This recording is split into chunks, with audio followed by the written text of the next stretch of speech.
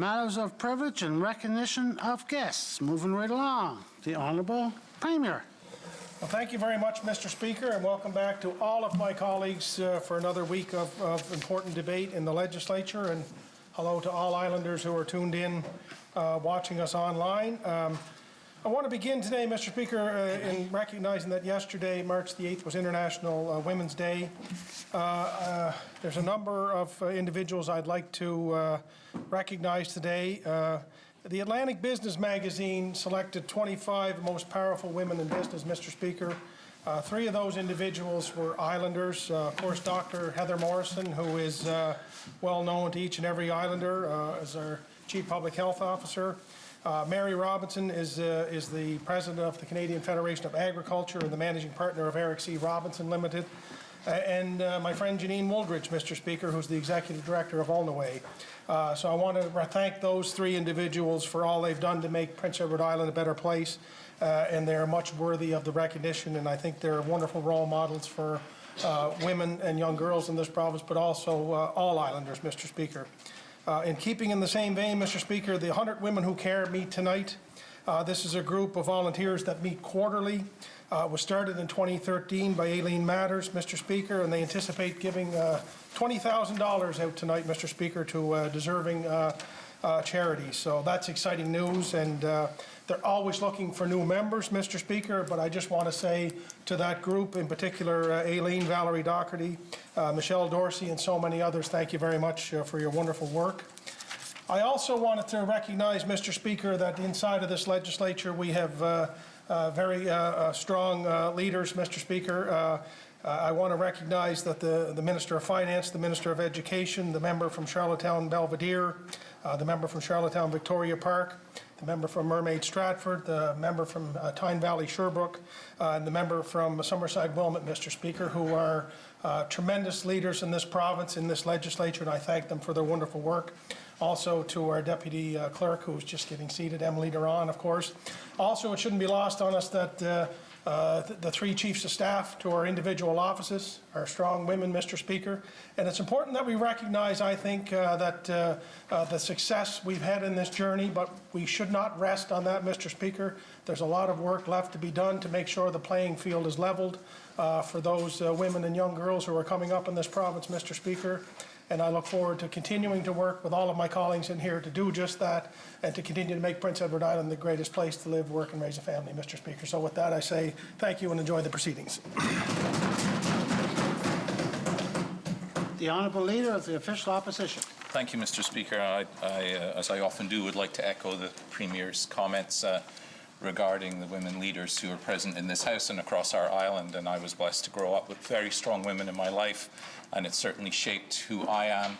And we're blessed to have a legislature with such a high percentage, the highest percentage ever in the history of this place of having women filling the seats. It's a wonderful thing. And speaking of extraordinary women, the Premier issued a lovely statement on the weekend on the passing of Gwen. Gwen Mclean, of course, was the wife of the former Premier of this province, Angus Mclean, and she died at home in Lewis in her 103rd year.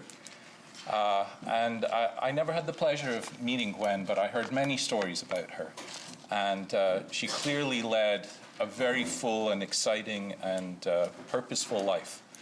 And anybody who I know who speaks of her speaks with such fondness and of great memories. And I know that she was bedridden for the last few years of her life, but and her memory was fading. But I know that she still enjoyed her home and watching the birds, admiring the scenery, and listening to stories and music. And she was a real inspiration for many people. And I know, as it said in her obituary today, that she was at peace with life as it neared its end for her. And isn't that something we all wish for each and every one of us? So I did receive a note from somebody who had known Gwen for over 50 years and said this: a kinder, warmer person would be hard to find. And what a lovely thing to say about an extraordinary Islander and somebody who made such a contribution to this province. In my own district, a farmer, Matt Hughes, was recognized as one of the top 50 most influential people in agriculture in Canada. And that doesn't surprise me at all. Matt is a real, he got his award in the innovator category, and he is that. He and his partner operate Oak Isle Farm in Kelly's Cross, and they grow vegetables, asparagus, strawberries. They have free-range chicken and pork, and they have a small flock of sheep as well. Really doing very innovative things in agriculture. So along with John Phillips and Terry Curley, who were recognized last week, I want to recognize a constituent from my own district, Matt Hughes. He's also a bang-up lovely fella, so congratulations to you, Matt. I want to also mention a woman from Richmond, Nancy Heffel, who is the manager of Bacon Express in Richmond there, and she started a little fundraiser. I think she started by putting a little jar on the counter in her coffee shop there, and hoping she would raise a few $100s.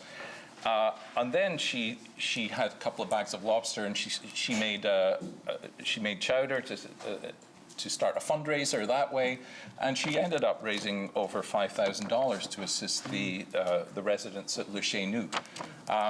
Just a lovely, born out of a couple of bags of lobster in your freezer, a wonderful community gesture. So congratulations to Nancy on that, and the huge impact, no doubt, it will have had on the families and the residents of Chez Nou.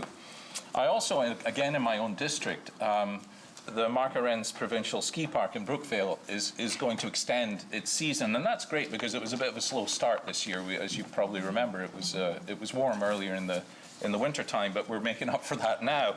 And the ski park is going to be open hopefully until the end of March. So for those who have not been out there, and it's been a fantastic season, I think I haven't missed a weekend out there walking in the woodlot or at Brookvale itself.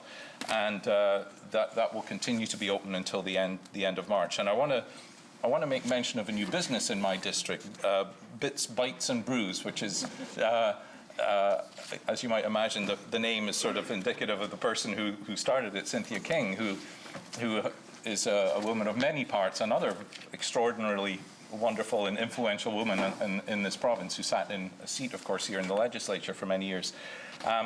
With her business, the cycling business that she runs, sort of being shelved essentially last year, she pivoted and started this little cafe in a tiny trailer. Like anybody more than 5'4" is not going to fit in that. And she's gathered an enormous clientele around her, and I know that it's a real asset to the Brookvale area and to the ski park there and to the fat biking trails and the alpine trails and the biathlon trails that are there. And she really has created quite a community. So good for you, Cynthia, for doing that. And I encourage all Islanders to get out to Brookvale and enjoy that incredible facility that we have here on our island. Thank you, Mr. Speaker. The Honourable Leader of the Third Party. Thank you, Mr. Speaker, and I too would like to echo the comments of the Premier and the Leader of the Official Opposition on International Women's Day, which was yesterday. And thank all the ladies in this legislature and the Chief of Staffs and all ladies right across this province for all they do. Mr. Speaker, at this time I'd also like to say hello to all the residents of Evangeline Muscush and wish them good health, and to anyone that's watching today, hello and enjoy the proceedings in the afternoon. Thank you, Mr. Speaker. The Honourable Member from Charlottetown West Royalty. Thank you, Mr. Speaker. It's a pleasure to rise, say hello to everybody in District 14 today. And I just want to single out a special constituent in the district, and Ava Boulier is an outstanding captain of the Wildcats, which is the University of New Hampshire hockey team, and she's the captain, and she's just recently was part of She's Got It All poster campaign. And those 5 posters featuring the barriers regarding girls and women in sport. And they released these on just prior to International Women's Day, and talked about a lack of funding, body shaming, and lack of media attention around females in sports. So just want to say hello to Ava and her sister Bianca, who I've watched grow up, and they used to be out playing in the streets, and obviously you can go from playing in the streets to captaining a Division I team as you get older. So I'm saying hello to them, and also Bailey Smith, Lauren Lenentine, Hannah Taylor, and Kristen Arsenault were in that poster campaign. So Ava, congratulations, and keep working hard. We're supporting you all the way. Thank you, Mr. Speaker. The Honourable Minister of Economic Growth, Tourism and Culture. Thank you, Mr. Speaker. It's an honor to rise today in this legislature and welcome everybody that's watching home from Kensington, Malpeque. We had a couple birthdays in my house over the weekend, Mr. Speaker. My father, Gwen, celebrated a birthday, as well as my daughter, Kennedy, who is now officially a teenager. So my daughter, Kennedy, turned 13, and my father, I won't say his age, but happy birthday to both of them. On a sad note, Mr. Speaker, in my district this weekend, there was the passing of Blake Waite. Blake Waite is a young man, 38 years old. He left behind a beautiful wife, Angela, and son, Alex. I knew Blake real well from my past in business. You couldn't have asked for a nicer individual, a great community man, entrepreneur. He was the type of fellow that no matter where you were, he would stop and talk to you and always had a smile on your face, and he's going to be missed desperately, Mr. Speaker. So I wish all the Waite family my condolences, and we're praying for you. Thank you. The Honourable Minister of Social Development and Housing. Thank you, Mr. Speaker. A pleasure to rise and welcome those watching from District 18, Rustico Emerald. And Mr. Speaker, I was out yesterday in District 18 in the Stanley Bridge, New London area, and I just wanted to recognize some of the people that I visited. I didn't even think of it, being International Women's Day, and all of the people that I talked to were women entrepreneurs and women that were making a difference. And I started off at Suck It Up Septic, Mr. Speaker. The owner-operator there is a woman who does all the work herself and makes it happen. She's looking to expand her business, Mr. Speaker. It's a great entrepreneur story. Then I stopped into the Work and Study Hub at the Stanley Bridge Institute Hall, and Amanda Cobb was working there. And Amanda used to run a daycare out of her home that she's recently shut down, but she's working at the Work and Study Hub. And then, Mr. Speaker, I was able to stop by Jane and Sue Chocolate in Stanley Bridge. They've been going for 3 years, but they've got this new location where they've been selling out of Stanley Bridge. Just really, really good, high-quality chocolate.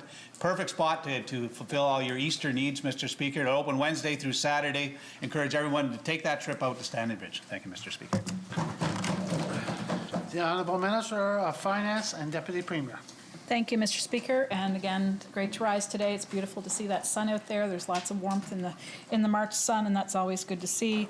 I would also like to send my condolences to the family of Gwen Mclean. What a lovely lady she certainly was. And really, you talk about International Women's Day. She was a trailblazer, member of the RCAF, good prairie woman who met Jay Angus on a blind date. And I guess the rest is history. She moved from the prairies to the woods of Lewis. But I got the opportunity to stop and have a visit with Gwen at her cottage. I think it was the 2011 election, might have been 2015. And I was there for quite a while. And she said, "Look, dear, you need to go. You haven't got to worry here, so keep going, and good luck to you." But she really was a lovely soul, and she will be greatly missed. And my condolences to Rob, Melissa, and their families, and the other siblings from the family. Thank you very much, Mr. Speaker. The Honourable Member from Charlottetown, Victoria Park. Thank you, Mr. Speaker. Good morning to everyone watching from Charlottetown, Victoria Park, and all my colleagues here today. I was hesitant to get up and to say this because I hate to give away a beautiful hidden gem that I found down your way over the weekend. And every time I go down to Surrey and reach out to the Speaker, he's always so hospitable and offers us little tips somewhere we should go and offers to help us out if we ever get stuck. And so we found a beautiful little cross-country skiing trail at the Surrey Slider Ski Club. It was super affordable. It was beautiful. The first time the kids had been cross-country skiing, I was a little nervous. It had been a while since I had done it and might have been showing off a little bit and going down the hills a little too quickly, but I'm still in one piece, so that's good. Anyway, just a little shout out, Mr. Speaker, for your hospitality. He even offered to he said, "You better be careful, your kids are going to want to move here," and I offered to leave them with him for the weekend so he could take a break, but he didn't bite on that. But anyway, thank you, Mr. Speaker. The Honourable Member from Montague, Kilmore, to Government Way. Thank you, Mr. Speaker. I don't get up too often for greetings, but I had a gentleman, probably in his early 20s, come up to me last night at the gym and said, "I'd like to talk to you about vaping." And I said, "Uh-oh." But no, he was quite happy. He thought it was a good move that the House made on passing that bill. He said that he had vaped, and he couldn't believe how much trouble he was having breathing from it.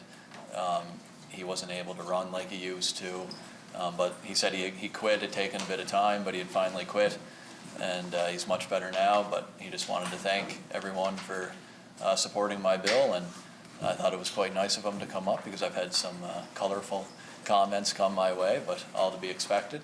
And just a shout out to everyone watching from my district. Usually my grandmother watches online, so hello to her. And usually my mother watches as well, so hi, Mom. Did I miss anyone? Oh, the honourable member from O'Leary Inverness, the third party whip. Thank you, Mr. Speaker, and I too want to welcome all those in O'Leary Inverness who may be watching online back home in the district. But I did want to raise awareness, I guess, of condolences that I wanted to pass on behalf of the legislature to a family in my district. Verna Milligan passed away last night, Mr. Speaker, and she was a lovely constituent. I spent a lot of time there growing up. And she was a very kind and gentle person, and we always sort of said she raised a family of bees. She had, all her children were named bees. There was Bruce and Brenda and Barb and Bonnie and Brent and Beverly. And I think I got them all in order, actually, too, Mr. Speaker. So we certainly pass on our condolences on behalf of the constituents of Larry Inverness to Verna's passing. And I guess the other part of it makes it a little more extra sad in this particular case. Her husband, Lester, passed away just a few months previously. So they went through, that family sort of went through two passings of loved ones in a fairly short period of time, and a difficult time to express one's sympathies in the family during the pandemics of this. So we certainly pass on our heartfelt thanks to them for their efforts. Thank you, Mr. Speaker. Statements by members. The honourable member from Morel, Dona, and the Government House Leader. Thank you, Mr. Speaker. I rise today to acknowledge the extraordinary work done by the Islanders who staff our medical testing labs, Mr. Speaker. As we have seen throughout this long global pandemic, places with effective testing systems are more able to react and protect their population with public health measures. Our labs have been an essential piece of our province's COVID response, providing important data that has guided the public health measures recommended by CPHO. It takes a tremendous amount of effort to collect the volume of tests, Islanders, which of course we see when we visit a testing clinic. But it also takes an equally tremendous effort to process these test volumes, which we don't see as clearly from afar. Take our most recent circuit breaker situation, for example. Between February 27th and March 2nd, 11,068 Islanders got tested for COVID, which is 7% of our population, Mr. Speaker. On March 1st alone, there were 3,655 Islanders tested in one day. You would expect an influx of that many tests would swamp our lab capacity, but somehow the staff in our labs persevered. Mr. Speaker, I was, of course, one of those 11,000 Islanders who had been at a public exposure location last week and got tested. As I waited in isolation for my results to come back, and, Mr. Speaker, I was waiting to come into the House here as well, so I was getting a little bit impatient. My thoughts turned to the men and women working such long hours for all of us. I thought about the pressure they must feel to turn around results quickly. I thought about the stress in adapting in real time and stretching your resources to levels you didn't think possible. I thought about how tired they must be working such long hours, literally around the clock in some cases. I thought about how they must miss their families as they grind away for us, Mr. Speaker. But most of all, I felt gratitude. Gratitude for everything our medical lab workers are doing for us, and gratitude to live in a place where we all pull together as a community for each other. Thank you, Mr. Speaker. The honourable member from Charlottetown, West Royalty. Thank you, Mr. Speaker. Mr. Speaker, I think we all realize that promoting wellness in our province is a vital matter. But too often we hear more about wellness than we actually do. It's unfortunate, Mr. Speaker, but the very investments that will promote health and well-being are often sacrificed for the perceived needs of the day. In my community, there's a growing desire to see a recreational trail, which can be used by residents from Beach Grove and PE Home, as well as the growing number of families in the area connecting people actively. I have held a number of community consults on the idea of the new trail in the West Royalty community, and I've been very impressed with the level of involvement and engagement in the project. I've been mostly struck by the hope of older residents to be part of a legacy that will continue to build a vibrant area that places real importance on the need for wellness, healthy living, and connectivity. Of course, none of this is easy. I will gratefully acknowledge the general support provided by the government and their willingness to move forward with this project. And I also want to thank the community volunteers who have invested a great deal of time in helping make this project a reality. Finally, Mr. Speaker, I do look forward to the opening of the new trail and the opportunities for healthy recreation and what it will mean for new generations of Islanders. Thank you, Mr. Speaker. The Honourable Leader of the Third Party. Thank you very much, Mr. Speaker. Mr. Speaker, I would like to rise today for my member statement and speak about some of the wonderful community contributions recently seen in my area. Mr. Speaker, I have previously spoken of the Le Chenou situation, thanking the many first responders and healthcare workers, staff and neighbours who sprang into action on that January night. However, I also want to take this opportunity to recognize and thank the many other individuals who helped in the hours, days and weeks that followed. When the evacuation first began, the fire chief put out a call for 2 school buses to transport residents to a safe accommodation. 9 local drivers showed up with their buses offering their assistance throughout the night. When the requests were made for immediate food needs, Annette, the manager of the local co-op, ensured everyone's needs were met without hesitation. At the same time, many community volunteers worked to establish a temporary warming shelter at the nearby Wellington Legion. As we moved into the early hours of the following morning, Mill River stepped up in a big way. Everyone from ownership to management to staff on the ground did an amazing job on such short notice. They worked to accommodate and comfort the residents in a time of great uncertainty and concern. We even saw Islanders from across the province cancel accommodations at the Pot Resort to ensure all the residents who needed space had one available to them. One individual who went above and beyond in their support and assistance for the residents was Justin Arsenault. Anyone who lives in the area would likely recognize that name, as Justin operates a successful auto repair shop in Neighbours Village called AJ Repairs. Following the fire and relocation, Justin felt the residents could use some ways to entertain themselves during their temporary accommodations outside of Le Chenou. He took it upon himself to go to Walmart and purchase puzzles, board games, yarn, knitting needles, playing cards, crossword puzzles, and much more. These items were then delivered to the residents, who expressed great appreciation and gratitude for Justin's generosity. I would like to thank Justin for his efforts. In an effort to clear up the spirits of displaced residents, Anne Gallant's grade 5 class at Greenfield Elementary in Summerside made and sent handcrafted, personalized happiness cards. I know many of the residents appreciated this kind gesture, and it had certainly achieved the goal of raising spirits. I'd like to thank Anne and her caring group of students. Also, as the leader of the official opposition mentioned, Nancy Heffel of Bacon Express in Richmond has launched a chowder selling fundraiser out of her business, and the proceeds will go towards replacing personal items lost by residents that night during the fire.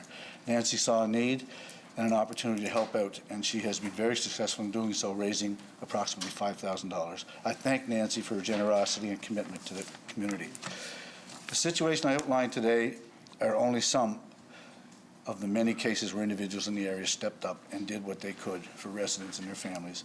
It makes me so proud to live and represent an area where, in times of crisis and uncertainty, everyone rallied together to do their part in helping the community. I just want to recognize each and every one of them and thank them again for their great work. Thank you, Mr. Speaker.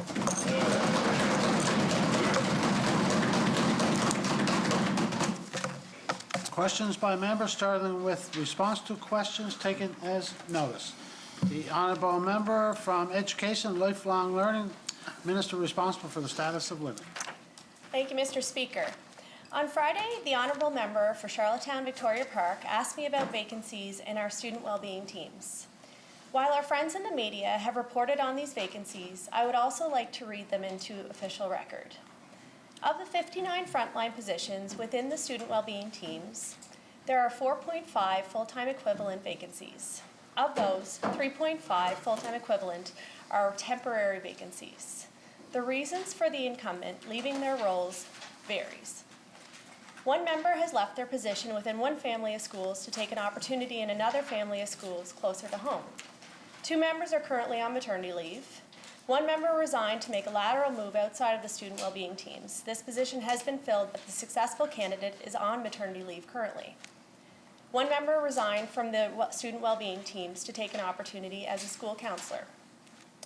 Positions for student wellbeing team members come from the line departments of Health and Wellness, Education and Lifelong Learning, and Justice and Public Safety. We continue to look to attract individuals to fill our vacancies. Exit interviews are conducted only when a permanent position is resigned. In this instance, both members who resigned did have informal discussions with their supervisors before leaving. Mr. Speaker, the health and well-being of our students is critical, and we have made significant investments in frontline support for students. That has included new teachers, counselors, educational assistants, and autism consultants. There are now 40 schools that have full-time counselors, up from 27 last fall, and we have ensured student well-being teams are in every family of schools. We will continue to make investments that support students. All I can say is stay tuned for the 2021-2022 budget. Thank you, Mr. Speaker. The Honourable Minister of Social Development and Housing. Thank you, Mr. Speaker. The leader of the official opposition had asked about supported decision-making and whether we still had a dedicated legal resource. And in fact, during COVID, we did have to withdraw that dedicated resource because they were needed elsewhere due to the COVID pressures. But that said, in the department, we're going to look at supported decision-making and see where we go from here, and I'd love to talk to the leader of the opposition about it. Thank you. Anyone else? No? For our first question, I'll call on the Honourable Leader of the Official Opposition. Thank you very much, Mr. Speaker. Today is an anniversary. It was exactly a year ago today that Dr. Heather Morrison made her first public briefing on COVID. And what a year that's been. One I'm sure that none of us will ever forget. And I missed most of the briefing, of course, because we're preparing to be in the House here. But I do understand that as new vaccines come online and their availability improves, that our vaccine schedules are actually being moved up, and that new categories of islanders are going to be available. The vaccine is going to be expanded to be made available. During the weekend, the Premier was asked during an interview about the potential of sharing vaccines with other provinces where infection rates are different from what they are here on Prince Edward Island. So it's really not a question, but I'd like to give the Premier an opportunity to clarify what he meant by the comments he made during that interview. Thank you. The Honourable Premier. Well, I thank the Honourable Leader for the question, Mr. Speaker. In an interview with Rosemary Barton on Sunday morning, like a lot of interviews, they're far-reaching and they encompass a lot of different topics. I was asked if PEI would consider a conversation if it was determined other areas needed vaccine more than we do. And I answered the question by saying that as an equal and fair partner in the Federation of Canada, we always have to be open to conversations of our family. But I would reiterate, I guess, Mr. Speaker, or clarify if that is what's needed. We have not been asked, nor do we anticipate being asked to share any of our vaccines. I think the federal vaccine procurement has solidified and intensified, and we're in position now to have 80% of our adult population vaccinated by the end of June, and that's a number that I hope we can actually reach or perhaps surpass, Mr. Speaker. But I would just say this, Mr. Speaker, that throughout this journey of COVID, we've helped each other.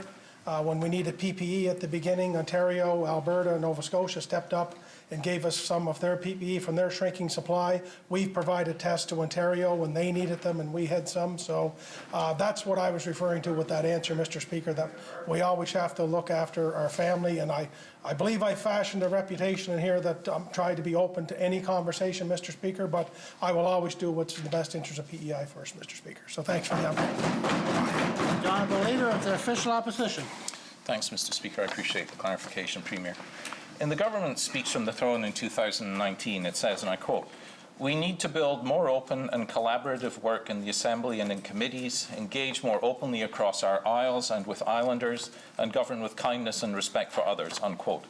Soon after that, of course, we saw an historic first here on Prince Edward Island where all of the committees, including the new ones that were spun up, had equal representation from all of the parties represented here in the House. Question to the Premier, do you still believe that the committees produce valuable work for this House and for decision makers? The Honourable Premier.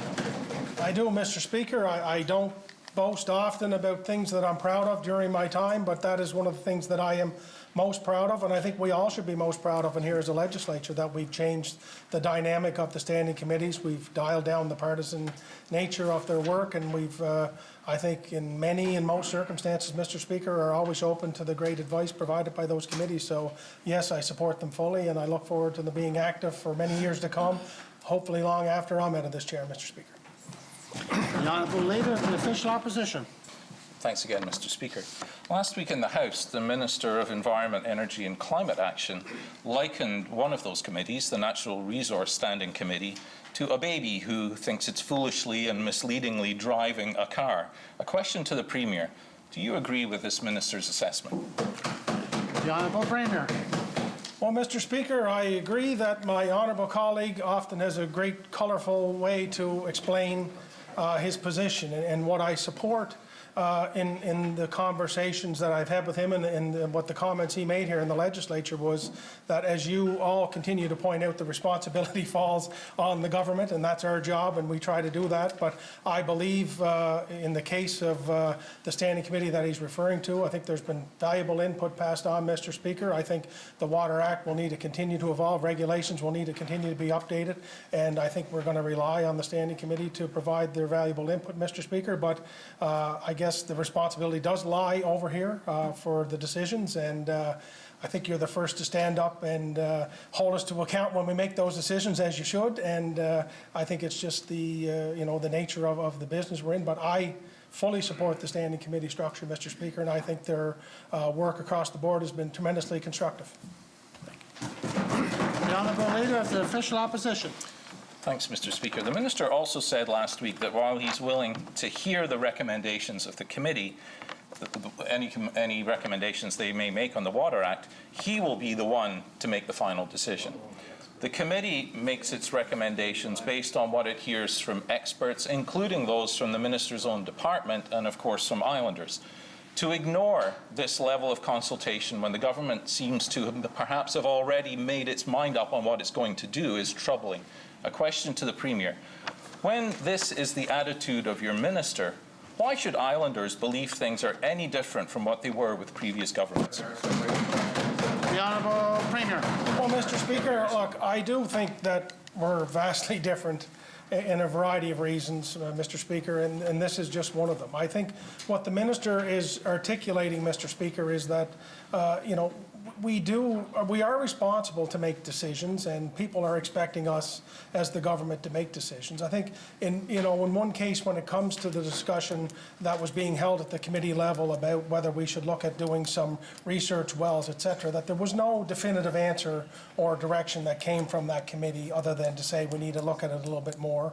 And I think what the minister is trying to articulate, and I think he did quite a good job in doing that, was that I think a lot of these issues we've been kicking down the road for too long, and I think we need to find a way to get some action on these things. But I don't think there's any predetermined path forward, Mr. Speaker, on any of these decisions. But we do have tremendous expertise within his department and within government, Mr. Speaker, that we need to take advice from. And I've been doing that, whether it's COVID or many other things, Mr. Speaker, that I think with good research, good data, good science, and good advice, you make good decisions. And that's the way we will continue to proceed. But we do need continued input from the standing committees as well, Mr. Speaker.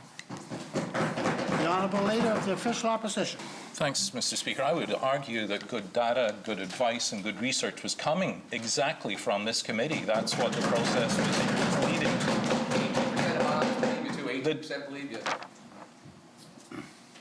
The debate on the Emergency Measures Act, the Special Committee on Records Management, the Brendel report subpoena, getting IRAC to finally appear before a committee, the basic income guarantee and minimum wage recommendations. We've seen so many examples of the strong work that can come from the committees and their ability to produce meaningful change for Islanders and to hold this government to account.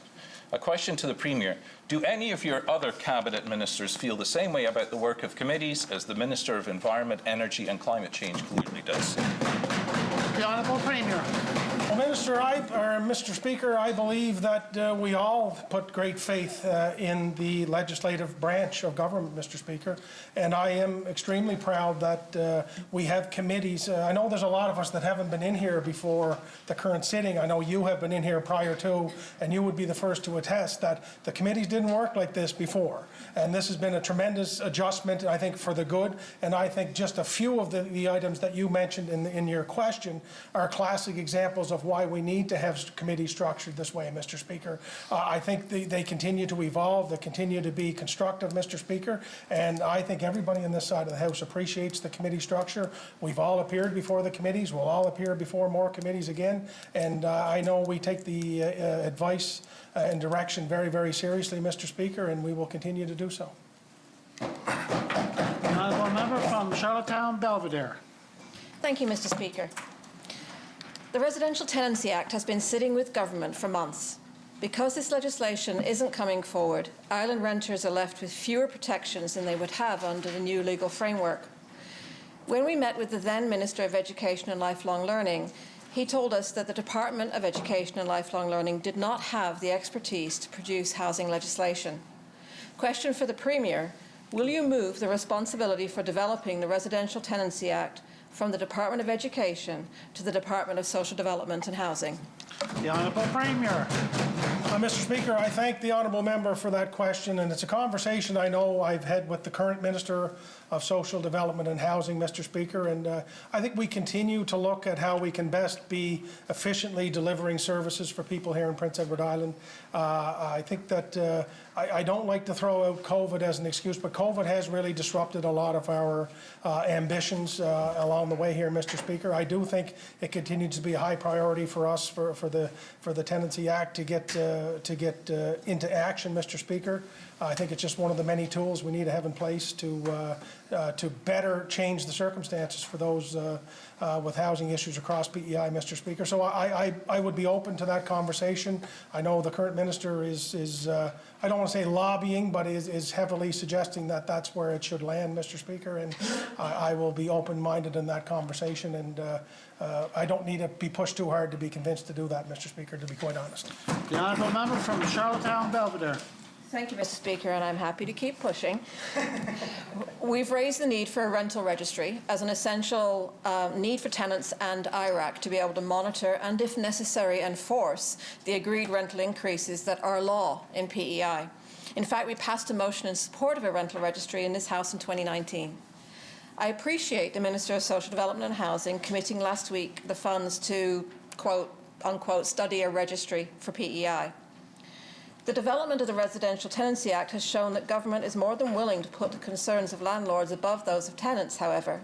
A question for the Minister of Social Development and Housing: how will your department ensure that tenants' voices are not drowned out by landlords during the development of a rental registry? The Honourable Minister of Social Development and Housing. Well, thank you, Mr. Speaker. And Mr. Speaker, when it comes to engaging stakeholders, I think that's a really important question, because you have a lot of stakeholders in any issue, and in particular when it comes to this new rental tenancy act and Residential Tenancy Act. And Mr. Speaker, this is why I know in my former portfolio we would engage with third-party organizations like Volume 18, who would go out and they would have fair, moderated meetings to make sure that everybody had a voice. Of course, anything could be submitted in writing or online and those sorts of things. And so, I mean, I'm not yet, of course, responsible for that legislation. I would venture to guess that my colleague and the Minister of Education and Lifelong Learning feels the same. But Mr. Speaker, I'm committed to making it, as much as I can, as fair a process for everybody who has input. The honourable member from Charlottetown, Belvedere. Thank you, Mr. Speaker. This government has a bad habit of making commitments without offering any timelines. Question to the Minister of Social Development and Housing: can you give islanders a clear timeline of when a rental registry will be implemented in Prince Edward Island? The Honourable Minister of Social Development and Housing. Well, thank you, Mr. Speaker. And as with everything, Mr. Speaker, there's a process, and I believe in doing due diligence, making evidence-based decisions, making sure that we consult with all stakeholders to make sure that at the end of the day, whatever we implement is the right thing. So, Mr. Speaker, until that first step is taken and we define the scope, we define all the requirements, we get legal opinions, we engage with all the stakeholders, tenants, as well as landlords, as well as IRAC, Mr. Speaker, it's really hard to stand up here and commit to a definite timeline. Thank you, Mr. Speaker. The honourable member from Tyne Valley, Sherbrooke. Thank you, Mr. Speaker. I've recently heard reports from constituents and health professionals that there have been a number of physician resignations at Prince County Hospital over the past 6 months. Question to the Minister of Health and Wellness: can the Minister shed some light on what is happening and how this is impacting healthcare services? The Honourable Minister of Health and Wellness. Thank you very much, Mr. Speaker, and thank the honourable member for the question. Yes, it is. It's a concern, Mr. Speaker, that has been brought to my attention. I actually had discussions with my deputy on this very matter this morning. I know that there has been tremendous work done with regard from the staff in my department and within Health PEI with regard to recruitment and retention.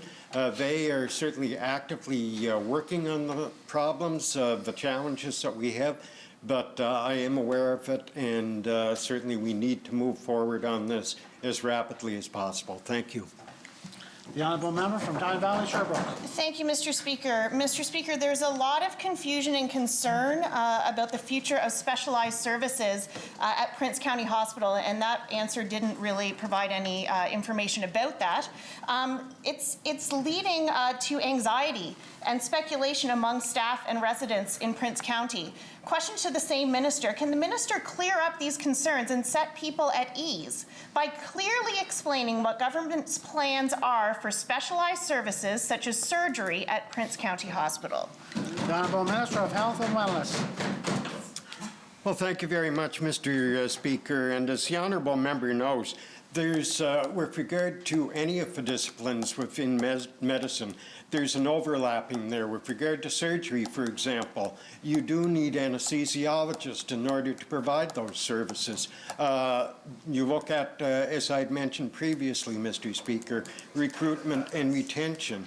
Anesthesiologists, there is an $80,000 signing bonus for individuals for those in those disciplines if they sign a return for service agreement.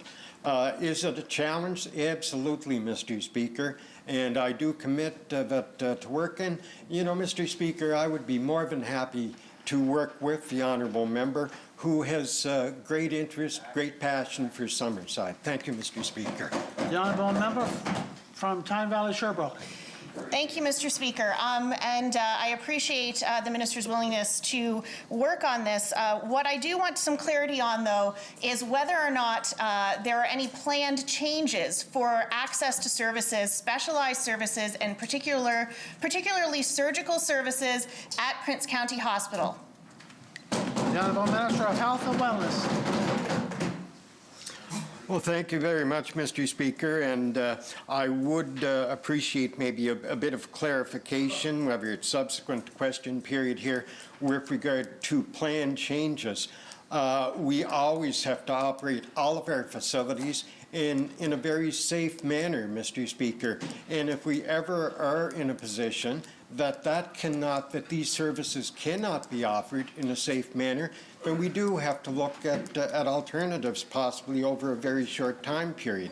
But specifically, are there any planned changes, Mr. Speaker? No. The honourable member from Charlottetown, Victoria Park. Thank you, Mr. Speaker. The other night on Compass, there was a story on the pre-K program, which is now planned to be rolled out in September. They talked about 300 spaces being created for this, which brought me back to reading the throne speech that also mentioned the creation of 300 new spaces, but it didn't connect these two announcements. Clarification question to the Minister of Education and Lifelong Learning. Were the 300 new childcare spaces announced in the throne speech actually for the pre-K program, or are they in addition to the pre-K program?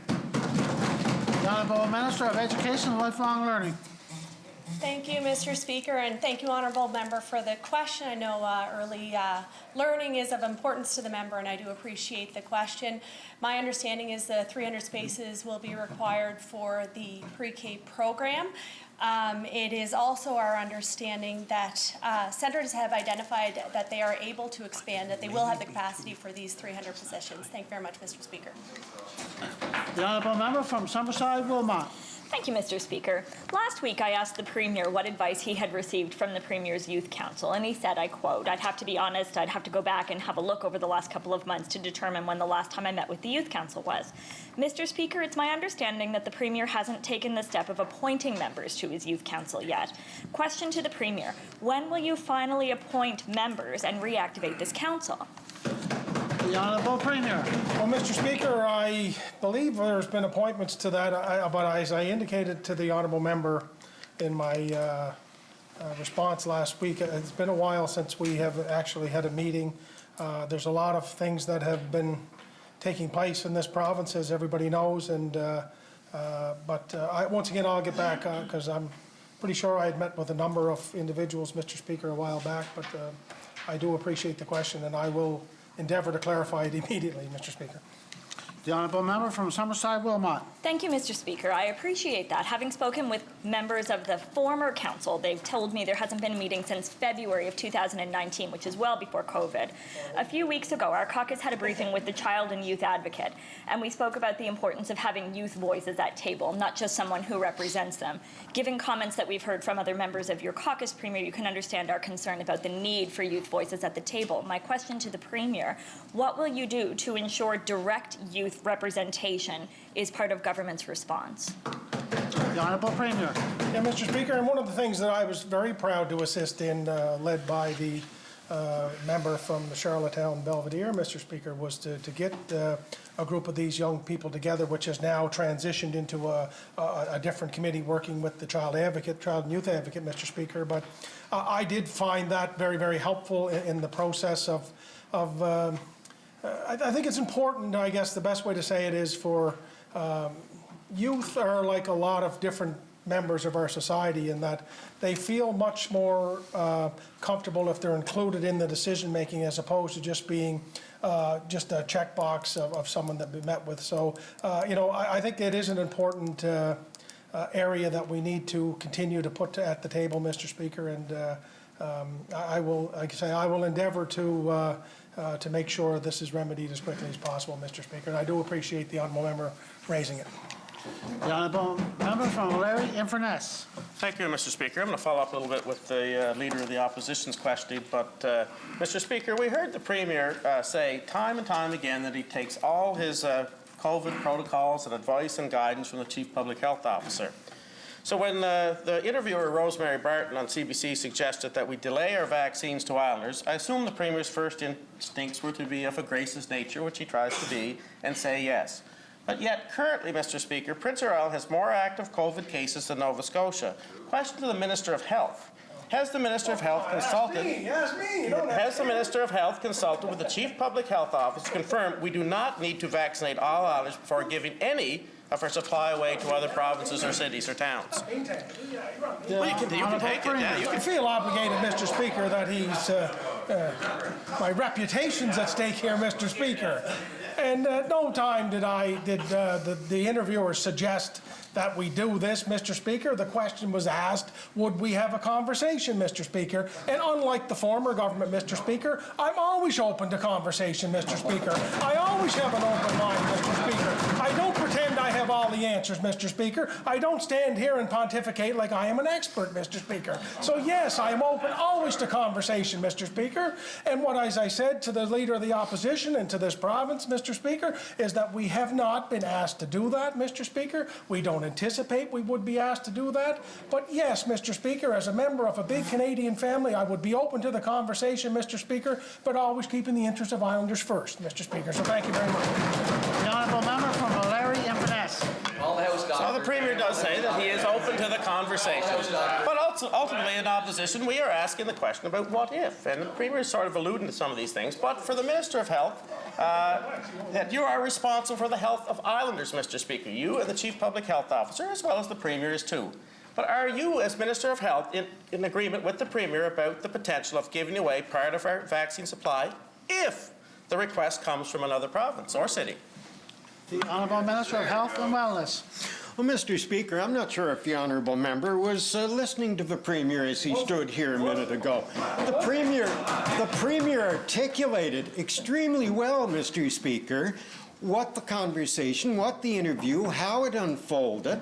On this side of the House, Mr. Speaker, as compared, I would think, to previous administration, we work together. We work together over here. And we have to look, we have been guided extremely well by the Office of the Chief Public Health Officer. As the Premier had alluded to, Mr. Speaker, certainly Islanders are known as caring people. Has there been any request came? No, there has not been. There has been a commitment. Our goal is to have 80% of the PEI population or more vaccinated by the end of June. And, Mr. Speaker, we will continue along that road. The Honourable Member from Larry in for that last or second supplementary. He needs the shepherd. Certainly we know that the Premier was very anxious last year, Mr. Speaker, to give away some of our COVID testing supplies. In return, Ontario Premier Doug Ford promised to give us, the Islanders, a fabulous barbecue, Mr. Speaker. A barbecue. We're getting a barbecue. Has the Minister of Health or the Chief Public Health Officer, or the Premier for that matter, had any discussions with any other government about trading our allotted vaccines for some future considerations or a party of some nature, Mr. Speaker, just in our honour? The Honourable Premier. Mr. Speaker, it obviously comes very foreign to the member across, Mr. Speaker, that we would be open and collaborative and consultative and interested in helping others, Mr. Speaker. And that's a sad day. That's a sad day, Mr. Speaker, for this legislature and this province. And I would say to this member across this, Mr. Speaker, that COVID has changed a lot of things in PEI. It has been hard on all of us. It has disrupted all of us, Mr. Speaker. But heaven forbid it ever changes who we are as Islanders, Mr. Speaker, how much we care about others, Mr. Speaker, and what a leading role we play in this Federation of Canada, Mr. Speaker. And I'll never do it, Mr. Speaker, and that's my promise. The Honourable Member from Tignish Palmer Road, Deputy Speaker. Thank you, Mr. Speaker. I want to thank the member from Larry-Inverness for kicking the beehive before taking me in. Mr. Speaker, question to the Minister of Health. Recently, we saw a lot of moves that help PEI's bureaucracy. And like many Islanders, I'm not sure what these moves will do to improve rural access to health care. My question to the Minister, why has your government decided that rural hospital administrators will no longer report directly to the highest levels of health PEI? The Honourable Minister of Health and Wellness.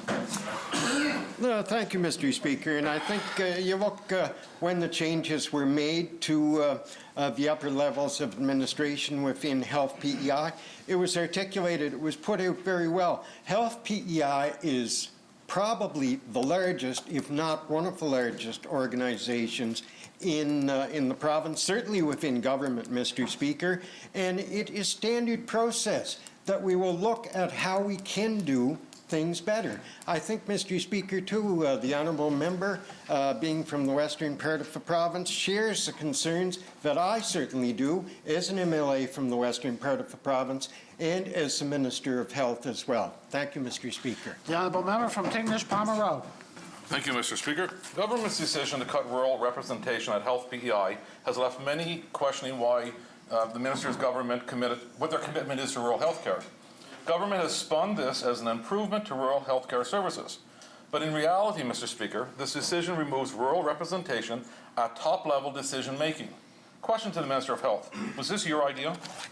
The Honourable Minister of Health and Wellness. Well, thank you, Mr. Speaker. And I think, as I had alluded to before, Mr. Speaker, that the honourable member and myself, both being from the western part of the province, have a real passion for that area of the province. With that, Mr. Speaker, our government, under this administration, it is the first time, Mr. Speaker, in my memory, that we have had a full complement, for example, a full complement of physicians in the West Prince area.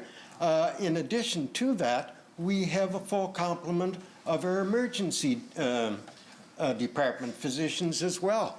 In that respect, Mr. Speaker, we're better off, and we have been in years. Thank you, Mr. Speaker. The Honourable member from Tignish, Palmer Road, Deputy Speaker. Thank you, Mr. Speaker. And I've heard from many islanders who find this government statement on rural health care to be quite concerning, Mr. Speaker.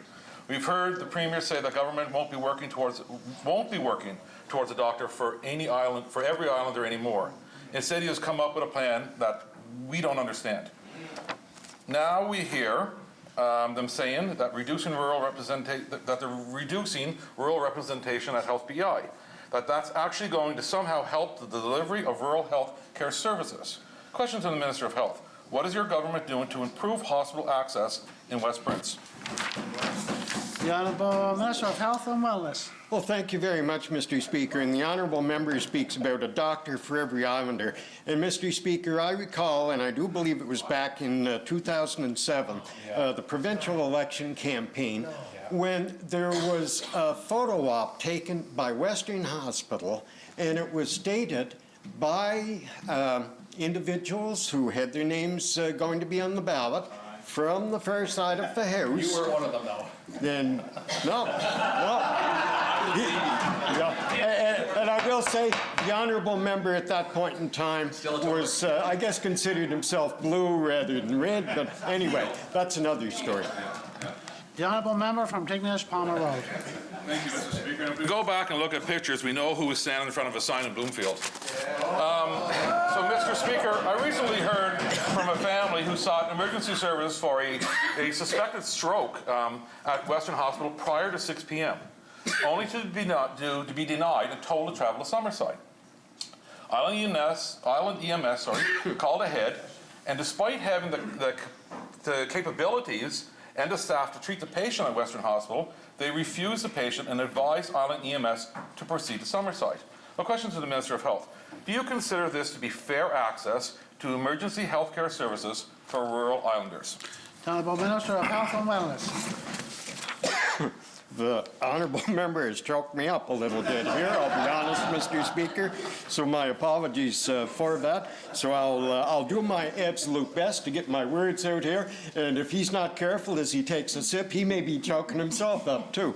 But anyway, Mr. Speaker, you know, I'm a layperson. I have obviously over the years had tremendous interest in the delivery of health care right across the province, certainly in the western part of PEI, being involved in the West Prince Health Board. But as I say, Mr. Speaker, I'm a layperson. I'm not going to question the decisions made by healthcare professionals with regard to if an individual patient should be transferred on to another facility or held at that facility. Thank you, Mr. Speaker. The Honourable Member from Tignish, Palmer Road. Thank you, Mr. Speaker. Mr. Speaker, in a medical emergency like a stroke, minutes can change the outcome of a situation. Adding to a family's misery, the weather was terrible that night. In fact, the minister said it was, and I quote, the worst drive he has ever had. And RCMP were advising motorists to stay off the highways. And let me point out, due to Western Hospital's refusal during this emergency, instead of a one-hour drive, it took the EMS 2 hours to get to Summerside, Mr. Speaker. Well, the minister explained why this hospital was not available to an islander with a suspected stroke, despite being notified by EMS ahead of 6 p.m. The Honourable Minister of Health and Wellness. Thank you very much, Mr. Speaker, and I do appreciate the honourable member for bringing this forward to me. I was not aware of the exact circumstances with regard to that evening, Mr. Speaker. I certainly will commit to following up and getting the background information and bringing it forward and back to the honourable member. Thank you, Mr. Speaker. The Honourable Member from Tignish, Palmer Road, your second supplementary. Thank you very much, Mr. Speaker. And we need government action to address this, Mr. Speaker. Currently, Health PEI has a policy that states any individual in West Prince seeking emergency services after 6 p.m. will need to do so at Prince County Hospital. So my question to the minister, he did say that he will follow up and get back to me on this, but I also want him to also commit to reviewing and subsequently modifying the 6 p.m. ER closure policy at Western Hospital. The Honourable Minister of Health and Wellness. Well, Mr. Speaker, I will give credit where credit is due. And it was the former administration that did bring in at Western Hospital the Collaborative Emergency Centre. And I think from my understanding that has worked quite well.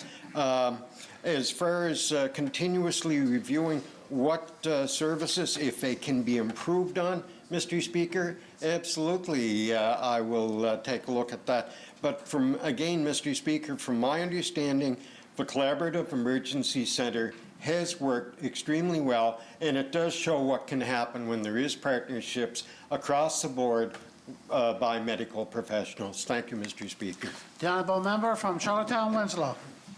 Thank you, Mr. Speaker. Some of my current colleagues may know that I have a history in the energy sector, and some of my former colleagues in the energy sector would probably disagree with the statement that I do know a little bit about it.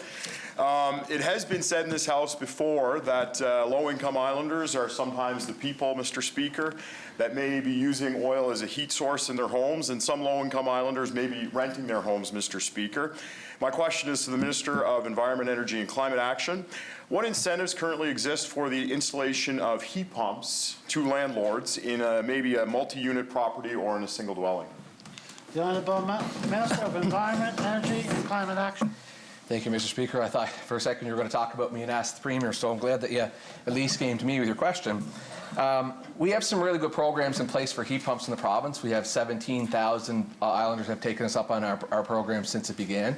We know we have to do a lot now as we move towards our net zero goals to help some of those bigger structures, particularly the multi-tenant buildings. So we have to look at either how we can work with the people that own them or the people that live in them currently to refit them, but we also have to look at ways that we can help people at the beginning when they're building in them. I know the Green Party won't like us doing that either because they don't like when people put their own hard-earned money on the table to help fix the housing crisis. But that said, when it comes to net zero, we're going to have to help people. So that's kind of the plan. The honourable member from Charlottetown-Winslow. Thank you, Mr. Speaker. It's good to hear that such a big number of islanders have taken part in the efficiency PEI to put in heat pumps in their home. I do think there is a case in favor to be made of the incentives to convert rental units to use heat pumps, as well as to use all of the things that efficiency PEI talks about with upgrading windows, insulation as well, to help meet the provincial carbon goals. Question to the same minister, is your department looking at implementing specific incentives to help support this goal? The Honourable Minister of Environment, Energy and Climate Action. Thank you, Mr. Speaker. So I think as was noted in the speech from Throne, I believe the Premier has since talked about it, we are looking at a low-income program that's going to help the people who, as you pointed out, are the ones who are the most reliant on oil and the ones that are going to have the hardest time getting away from it as we move towards net zero. Some of the factors around the current way apartments are structured are the people who live in them aren't necessarily always the ones that are paying for the heat. So who's the beneficiary when we put a heat pump in that building, and how do we ensure that the low-income islander is the one who gets the net benefit from that? So we're going to lower the overall costs of the buildings, and if it's the building owner who's currently paying, we're going to be looking for some sort of a payback so that it's the tenant who at the end of the day benefits, and particularly those that are living in the low incomes. So thank you, Mr. Speaker. The honourable member from Charlottetown-Winslow, your second supplementary. Thank you, Mr. Speaker, and I do appreciate that you will be looking out for the tenants.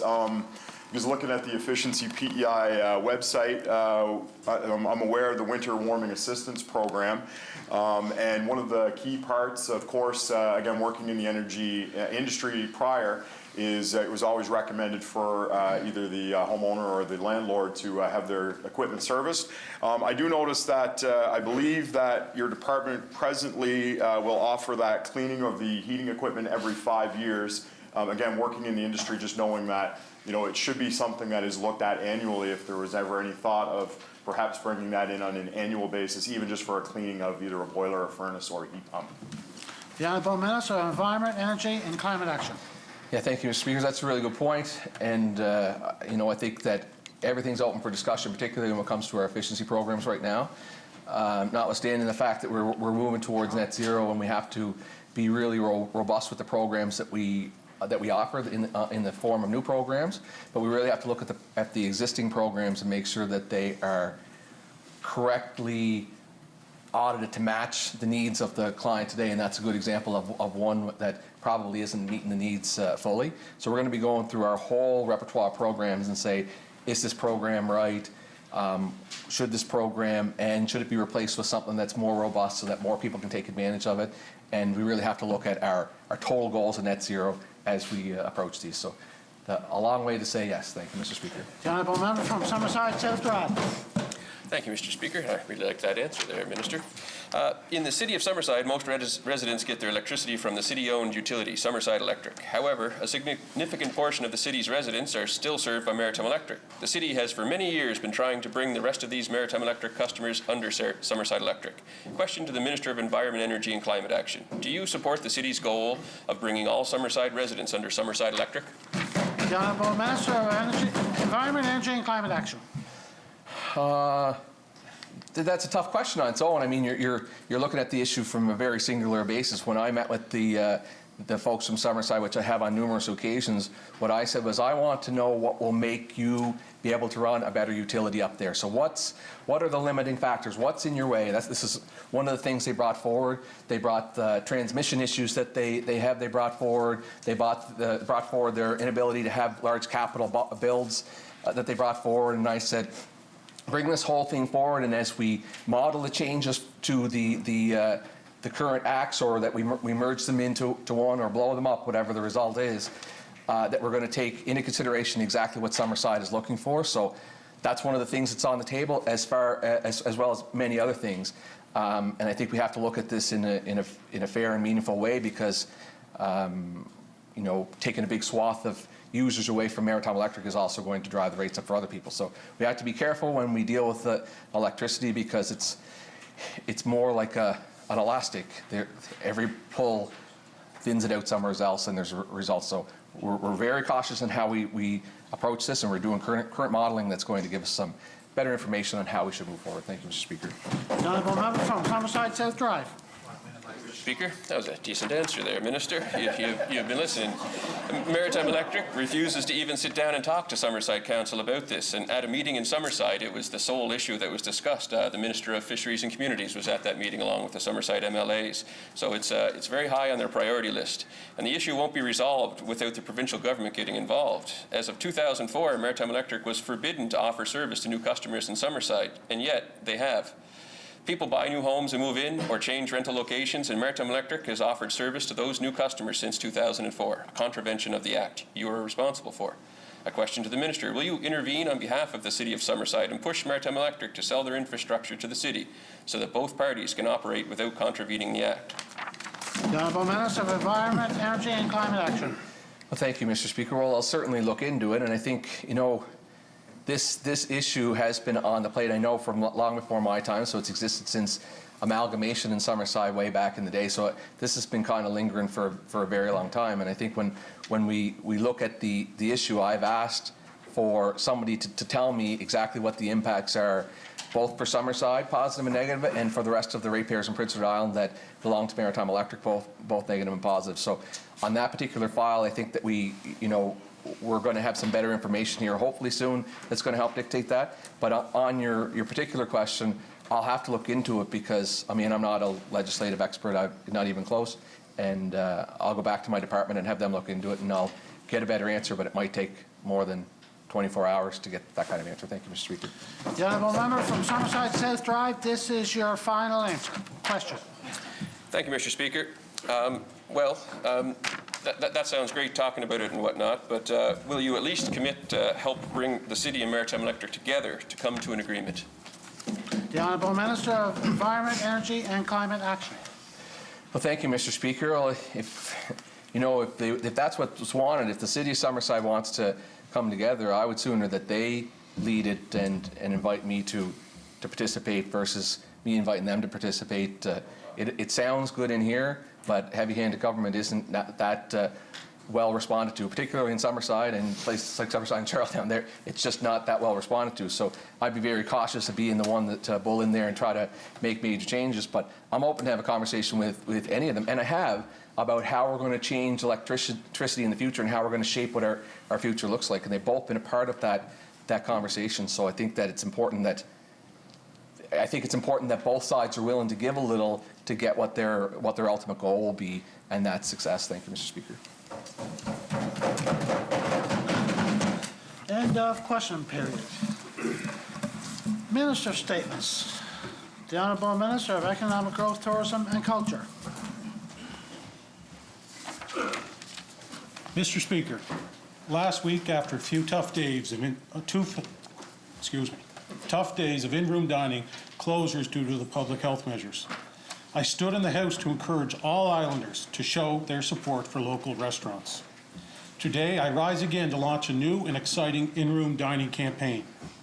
Together with the PEI Restaurant Association and Canada's Food Island, to support the restaurant industry after a very challenging year caused by the pandemic. Mr. Speaker, starting Sunday, March 21st, for 2 weeks on Sunday through Wednesday, over 50 local full-service restaurants will participate in the PEI Dine and Save campaign. PEI Dine-In customers will receive a 50% discount on food and non-alcoholic beverage purchases, to a maximum savings of $15 per customer. This promotion is for all meals, breakfast, lunch, and dinner. Mr. Speaker, the full-service restaurant industry has been one of the hardest hit during this pandemic. Full-service restaurants are defined as the restaurants where customers order while seated and pay after eating. When you think about it, these types of restaurants have a lot of staff: servers, hosts, dishwashers, bartenders. So with the combination of a pandemic, a slow winter, and in-room dining closures last week, this campaign is exactly what restaurants and their staff need to get Islanders in the doors and into the seats of dining rooms across PEI. Mr. Speaker, Islanders looking for more information on this campaign and for a list of participating restaurants can visit www.peidineandsave.ca. Thank you, Mr. Speaker. The Honourable Member from Charlottetown, Belvedere. Thank you, Mr. Speaker, and it is great when we can do anything that helps to support our local businesses and local economies, particularly as the impact on this is not necessarily on the restaurants themselves, but on all the people, as you said, that work there. That's money that's going directly into our economy to those who are most in need of that employment when most of the rest of our hospitality industry is still really struggling. Mr. Speaker, I know that government has and is continuing to make investments in areas to provide direct and indirect supports, like with programs like this. And I would just really like to urge government to be mindful of the return on the investment on that that kind of expenditure and who they partner with. Because whenever we make choices about who are on the list, and it also means there's others that are not. So I'm looking forward to seeing more details about which restaurants are participating, where they're located. We want to make sure they're not only located, in Charlottetown, but are they across the province, how long this will run for. And the other reminder is that even if you're paying less for a meal that you're able to have the privilege of having, make sure you tip your server as if you paid the full price. Because the servers, sometimes that's a difference between them being able to pay their rent or not. So thank you, Minister, for this announcement. I'm looking forward to seeing those details a bit more and hopefully seeing that this is something that we're supporting across the province as a bridge as we move into a more extensive and expansive tourism market. Thank you. The Honourable Member from Cornwall, Meadowbank, the third-party House Leader. Thank you, Mr. Speaker. Mr. Speaker, we notice when it comes for supports for island business workers, seniors and students, it was the federal government who stepped up in a big way to ensure Islanders and Canadians have the supports they need. Whether it was CERB, which allowed over 36,000 Islanders whose wages were affected, or the federal wage subsidy, which is coming to an end, which I addressed last week in this House, that allowed employers to keep employees on when they have otherwise been laid off, Mr. Speaker. Almost 9,800 applicants have been approved for $190 million in businesses and worker support, Mr. Speaker. So I'm going to refer to the comments made by my colleague in regards to let's ensure that the staff are looked after June 5th when this federal program ends, and obviously with $190 million on the line, Mr. Speaker. 2 weeks for this is a great program, and kudos to the minister, but 2 weeks at $15 a maximum per person is not going to help us in the long term. This is a Band-Aid issue, Mr. Speaker, and again, I suggest to the minister I look forward to his plan on March 18th. Thank you. The Honourable Minister of Education, Lifelong Learning, Minister responsible for the status of women. Thank you, Mr. Speaker. The province of Prince Edward Island is committed to implementing a universal pre-kindergarten program for all Island 4-year-old children this September. Le gouvernement de l'île de Prince-Édouard est engagé envers la mise en place d'un programme de prématernelle universel pour tous les enfants de 4 ans de la province en septembre. While the majority of our 4-year-olds already attend an early childhood center that provides pre-kindergarten care and programming, the Universal Pre-K program will mean more children can participate because cost will not be a barrier for families. Government is committed to working with the early learning and childcare sector, parents, and communities to build upon the existing program and establish core standards and guidelines needed to successfully deliver a quality program for island children. The Department of Education and Lifelong Learning has started public consultations on pre-kindergarten. Pre-kindergarten is a program that many islanders are familiar with, and we want to hear about their experiences with the program and how we can make it even better for island children. Bilingual virtual meetings with the early childhood sector and parents will take place later this month. Les rencontres virtuelles bilingues avec le secteur de la petite enfance et les parents auront lieu plus tard ce mois-ci. Islanders are also able to share their ideas by filling out an online survey or through written submission. Those are available at princeedwardisland.ca/pre-kindergarten. Mr. Speaker, the voice of children will be equally important. Staff from the PEI Early Childhood Division will be visiting centers across the island to speak with children and gather their ideas for what would be a great pre-kindergarten program.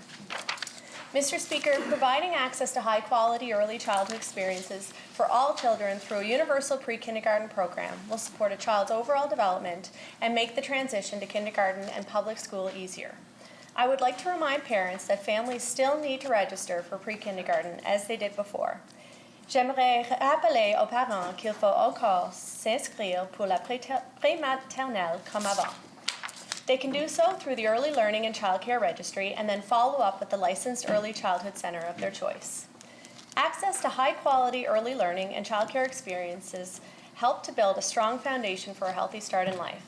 Expanding early learning and childcare in Prince Edward Island with a universal pre-kindergarten program will bring children together, further support the child's overall development, and foster an interest in learning. Thank you, Mr. Speaker. The honourable member from Charlottetown, Victoria Park. I'm thrilled to hear that that you'll be listening to the voices of children there to see what it is that they need and what they want from safe and healthy childcare. I am surprised that consultations have just started now. This was supposed to roll out a while ago, and at one point I was under the impression that it was ready to roll. And so just hearing consultation now, if this is a second round, I'm a little bit confused about that. I have a lot of questions left about this program. I get very concerned when I hear things like school readiness, not that I heard that here today, but I am very conscious of that language because it's not about being ready for school at that age. It's about understanding, respecting, and nurturing healthy and proper development. And so I was invited by the department to talk, myself and the member from Cornwall Meadowbank were invited to sit in and provide some input if we had any questions on the program. I have a whole bunch of questions. I'm not sure how far we are in the delivery considering we're just doing consultation now. Alors, je n'ai pas beaucoup à dire à ce point-ci parce qu'il y a autant de détails qui ne sont pas même qui sont en développement. Alors, pour maintenant, je vais arrêter là et j'attends plus de nouvelles. I'll wait for the rest of the news to roll out. Thank you, Mr. Speaker. The honourable member from Cornwall Meadowbank, third-party House Leader. Thank you, Mr. Speaker. Well, Mr. Speaker, over in this corner of the House, our members understand the importance of leading the way when it comes to educating young islanders. That's why the George Coles Bursary, the Island Advantage Bursary, student debt reduction, and introduction to kindergarten into the public school system were all priorities for our party. We know that education and learning is a cornerstone of healthy society, but it's also in the best interest of our children and our economy, our island business, to have a robust, well-educated workforce. Mr. Speaker, financial barriers should never stop any child from attaining a first-rate education in this province. When I first heard about this, Mr. Speaker, which I believe was about a year and a half ago when the Premier announced it, I thought, that's intriguing, that's good, it'll add to what we've already done. And I was willing to give the government a chance to prove itself on the education file. But as my colleague just mentioned, over a year and a half, and we were asked to have consultations now, Mr. Speaker. And we're starting to see a trend with this government on delays and prolonged and excuses, Mr. Speaker. But I certainly hope for the children of Prince Edward Island and this program that this minister, as opposed to the last minister, can get some things done. Thank you, Mr. Speaker. End of minister statements. Presenting and receiving petitions. Tabling of documents. The honourable member from Mermaid Stratford, Opposition House Leader. Thank you, Mr. Speaker. Mr. Speaker, by leave of the House, I beg leave to table written questions to the Department of Agriculture and Land regarding when the Advisory Committee for Land Matters PEI will receive the full unredacted version of the Brendel Farms IRAC report. And I move, seconded by the Leader of the Official Opposition, that the said document be now received and do lie on the table. Shall it carry? The honourable member from Mermaid Stratford, Opposition House Leader. Mr. Speaker, by leave of the House, I beg leave to table written questions to the Department of Finance regarding property tax deferrals and tax sale process. And I move, seconded by the Leader of the Official Opposition, that the said that the said document be now received and do lie on the table. Sorry. Shall it carry? Carried. Can I carry my own? Yep. The honourable member from Summerside South Drive. Thank you, Mr. Speaker. Mr. Speaker, by leave of the House, I beg leave to table a letter dated February 4th asking for the province's leadership in bringing the province, the city and Maritime Electric together to collaboratively address this issue. And I move, seconded by Summerside Wilmot, that the said document be now received and do lie on the table. Shall carry? Carry. Did I miss anyone? Oh, sorry. The honourable member from Summerside South Drive. Mr. Speaker. Mr. Speaker, by leave of the House, I beg leave to table a summary of consultations conducted regarding amendments to the Electric Power Act and the Renewable Energy Act, and I move, seconded by Summerside Wilmot, that the said document be now received and do lie on the table. Shall it carry? Anyone else? No. Honourable members, pursuant to Section 18 of the Audit Act, I wish to advise that I have received the 2021 annual report of the Auditor General. I move that the report of the Auditor General be received and do lie on the table. Shall it carry? Carry. Thank you.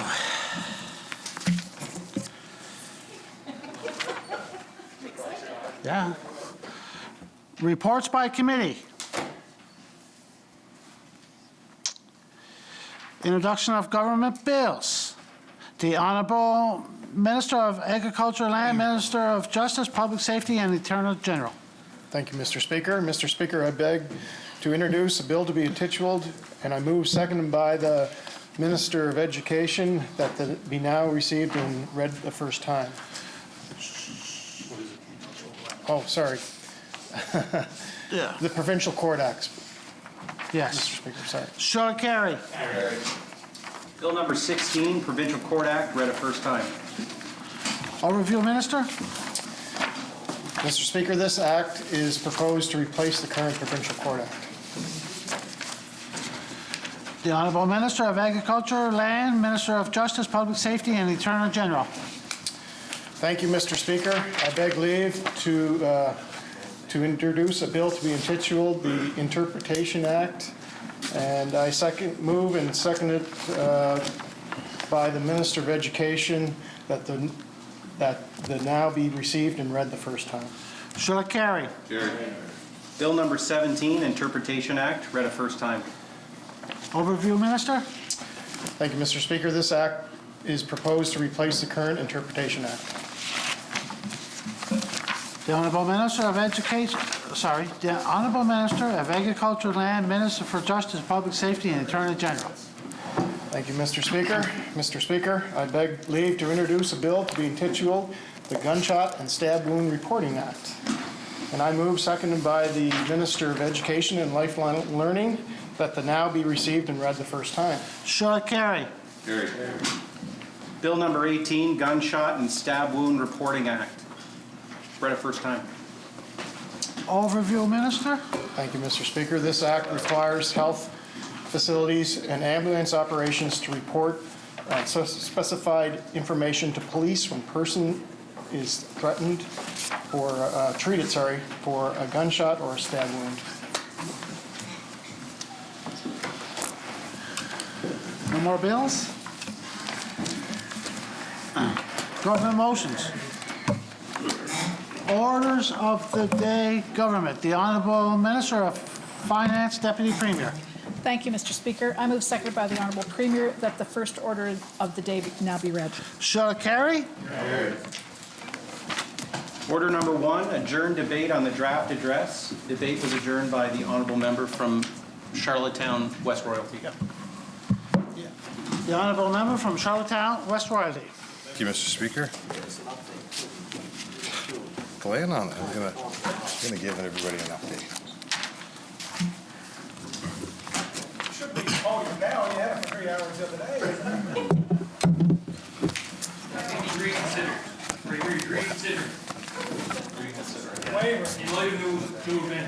Settle in, everybody, settle in. It's great to get up and speak to the speech from the throne again today. And just to give you a recap, and I mean, I did speak for a while. I think this is an important document, and I wanted to, go through it thoroughly and pick out some things in here that I found were important and needed to be addressed, and some things that maybe the speech didn't have in it. We look at this speech, and there's a lot of plans and strategies and potential committees, but there wasn't a lot in the way of substance. And we see it here. When I was talking last, I talked about the importance of our health professional resources. And what are we doing? And there's some mention in there about nurses and the recruitment of nurses and some funding there. But, as we see it today, and I think some questions in the legislature today that Tignish Palmer Road asked, were very important about, what's going on and what services can we expect and what's being cut and what's being delivered. There's no mention here about RCWs, OTs, physio, social workers, kinesiologists, physio assistants, speech language pathologists. We have a $1 million contract, but how is that being evaluated for doctors to recruit physicians? We can only hope, and we talked today about services being changed, and will those be changed because of a stressed out system? O'Leary and Vanessa asked here in the ledge, he asked, have we given up on a doctor for every Islander? 16,000 people on the registry. Over that. And it moves by the weekend. Talked a lot about long-term care and the importance and the focus that we do have to make in long-term care, but we can't forget that people are struggling, and we do need to enhance our home care delivery. There's mention here about the creation of 3 new primary care homes with little details. And one of the most baffling things was talking about virtual online or virtual long-term care delivery, and I just don't understand and how that would take place. And we talked about it in the Premier's quote, saying the change will not happen overnight. The process is designed to be evolutionary rather than revolutionary. And I went home and Googled the document between what is evolutionary and revolutionary. And it was very interesting because this speech from the throne doesn't do either. I think it's just kind of a numbness in between. I'm just worried about a shell game of resources. Who's driving the ship? Is it Marg? Is it Bart? Is it Maggie? I don't know. Mo. Is he in that show? And one of the things I think is important is that I wanted to be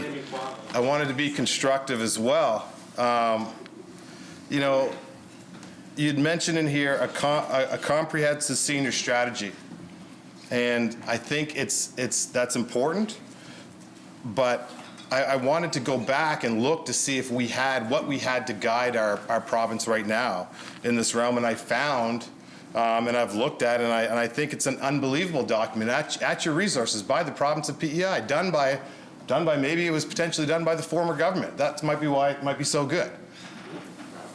But it is a good, yes, it is a good document, and it's called, and it's a 3-year strategy. So I'm just encouraging us to find the solutions that already exist instead of looking at a comprehensive senior strategy that we don't know when's going to come out. We don't have the time to waste right now. We have to take action now. The documents is called Promoting Wellness, Preserving Health. A provincial action plan for seniors, near seniors, and caregivers living on Prince Edward Island. And I encourage you to go back and look at this, because if we're talking about, in the speech from the throne, a senior strategy with no information, we have good direction right now. You have at your access good direction right now. The minister has a game plan, because it is a very good document. And it's a 3-year strategy. It hits on a lot of areas, and I want you to say that it talks about the upstream approach to address the social determinants of health. It talks about home first aging in place. It addresses ageism and supports active aging and age-friendly communities. I mean, it's all in here. Some quotes from the report that is currently something we should be following. The process used to develop the action plan was aimed at providing a roadmap to improving health and wellness that is actionable and achievable. I mean, doesn't that seem like something that we should be working on? Well, you have it right there. And I think that it's important to look at this and to focus on it, and focus on the 4 pillars, because that's a starting point. And if anything, it will help you and your government develop your comprehensive senior strategy, which I believe that the province already has. It's right there in front of us. According to a report in 2016, the forecast for seniors over the age of 75 in this province will be double what it is in 2016, about 10,000 more to almost 22,000 people in 2034. So it'll go from over 10,000 to 22,000 in 2034, and that's people over the age of 75. I don't think our system is ready, and we are not ready to deal with this and the complex needs that might come with that. And by 2047, we're looking at an additional 25,000 people there. So there is some good ideas in here, but it's too vague, and we have to make sure that this report should address the human resource and crisis that we're facing in our community, in all aspects of professional care. And saying that, you know, talking with people, delivering the speech or holding the floor as such to talk about this allowed me to go into the community and ask people what their concerns were, and say what is going on in my community that I can maybe shed light to, because it's important. If they this is what we're here for. And I had a call from probably about the 3rd or 4th call. We've had a discussion about this from somebody in my district. And she's worked all her life for Prince Edward Island.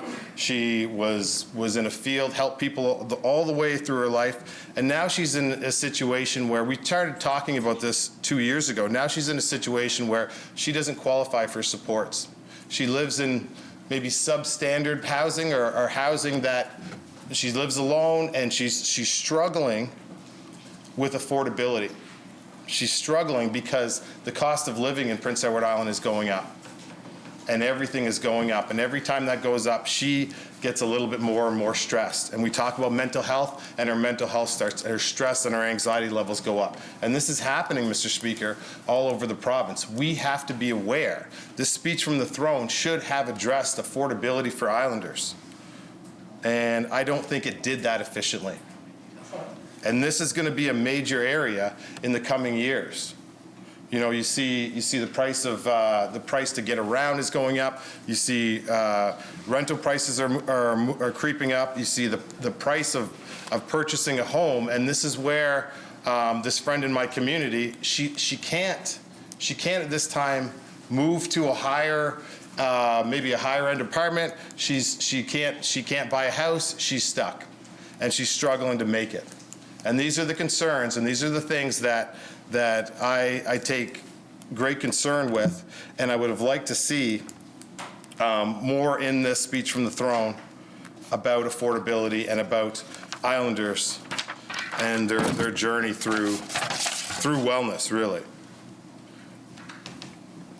Just want to talk a second about mental health and the importance of mental health and addictions, and those two things really need to be separated.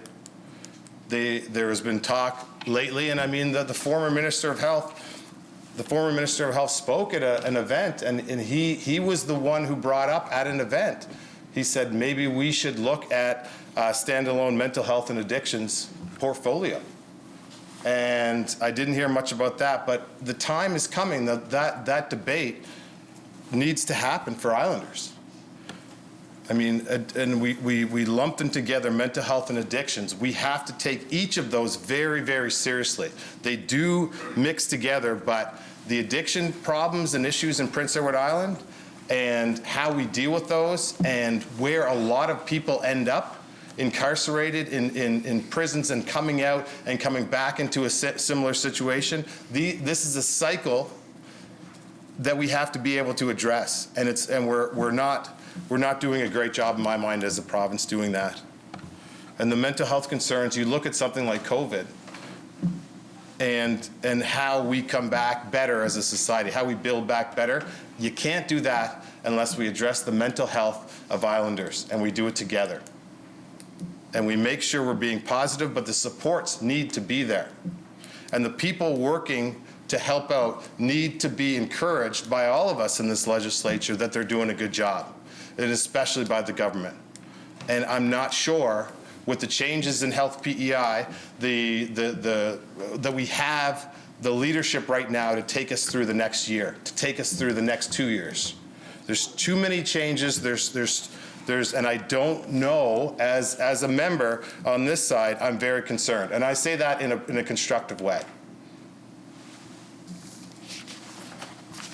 In the Standing Committee on Health, which we talked about the standing committees today and how important they are, and I do believe they're important. We do see a lot of experts, and we do see a lot of heartbreaking stories and things that we can improve on. And I'm just glad to be a part of that. And as a member, and you know, when the mobile mental health units, and we've talked about that a little bit in here, talked about police presence versus non-police presence, what's the plan? And during that standing committee, I asked a very simple question to the people putting it together. And I said, they talked about starting phase 1. Well, when you start phase 1, you figure that you know how many phases there's gonna be. The process needs to be outlined. The next question, I asked them how many phases there are, and we couldn't get an answer. Okay, I've got it written here, and for the sake of time, I'm not going to read the exchange. Well, I could read it. Would you like me to read it? 2 hours? Am I only 2 hours in?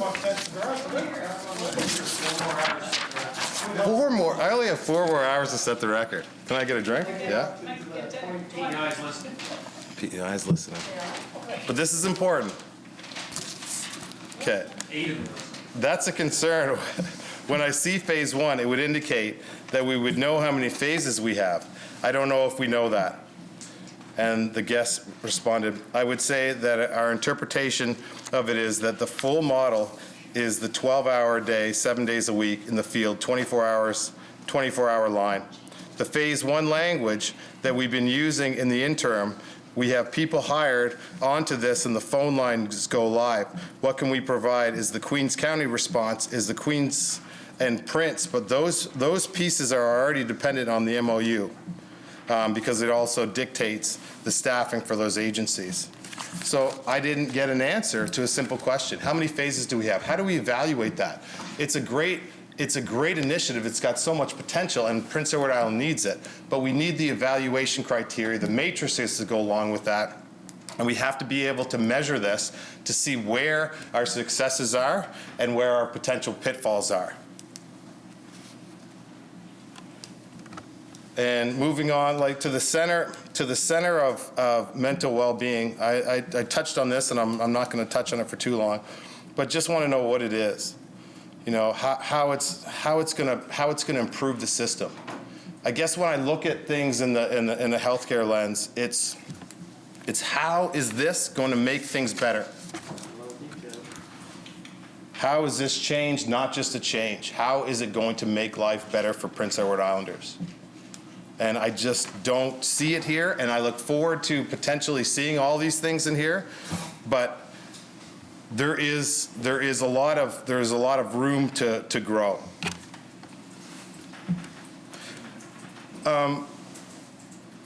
This brings me on to the next section, and I don't know if I've thought a lot about this next section, and it's the section that starts with a more equitable and inclusive island.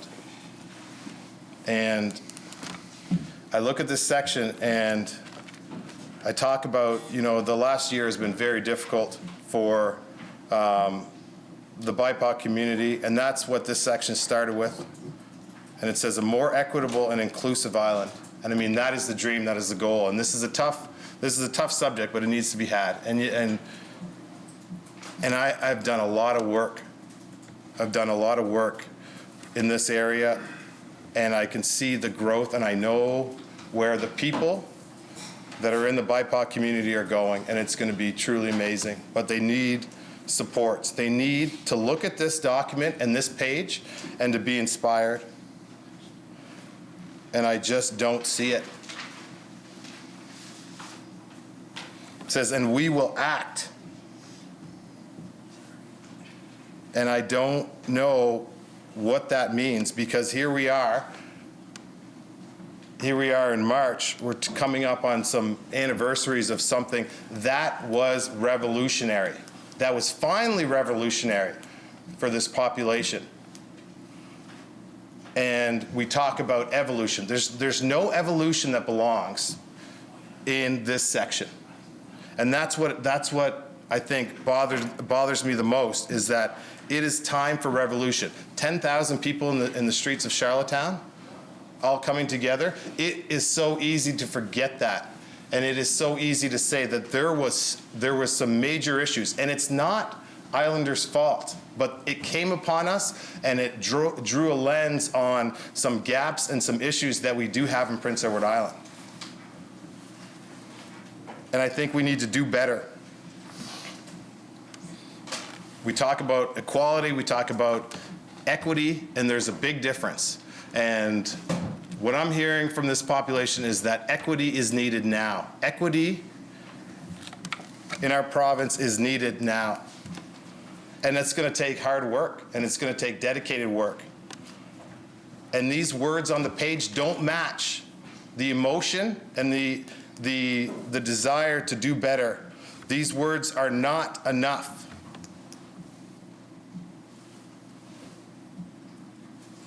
I went to most or everything I could during the month of February for Black History Month.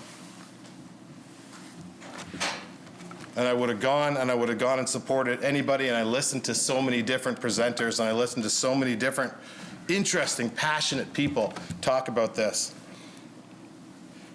But the one thing, because I have a seat here and I'm talking about this now, the one thing that community wants is for everybody to be involved in the solution. When you see stuff about Black history, it's not about Black people celebrating their history. It's about Prince Edward Island realizing that we've made a lot of mistakes along the way. We have a place in Charlottetown that we don't know the history on. With a few people that recreated and counted the history of the bog in Charlottetown. And think about it. Close your eyes and see what's there now. It's not... It's our collective And we need everybody to stand up. But I know what it's like if you don't, I know what it's like if you're looking at color. I know what it's like. You feel like you can't stand up. You can't speak about this, but you can and you have to. We talked about this in a motion, and I remember, and I sat on this, Mr. Premier, for a long time, and I sat on this and you said, this is a difficult conversation for me to have. And it's a difficult subject for me to talk in. You can't dismiss your role in this. We need you to step up. We need you to be involved, and you can't do that. You have to do the work. And I'll do the work with you, and we'll all do the work, hopefully, together. But it's not something that can be fixed in a room in a room talking about the budget. We need to do this for that community. You need to get out and talk to people and understand what it was like and what their struggles were like. You need to get out and do the work. And this, I don't know if it was reviewed, but this is a recap of what happened in our province, and then there's not much else.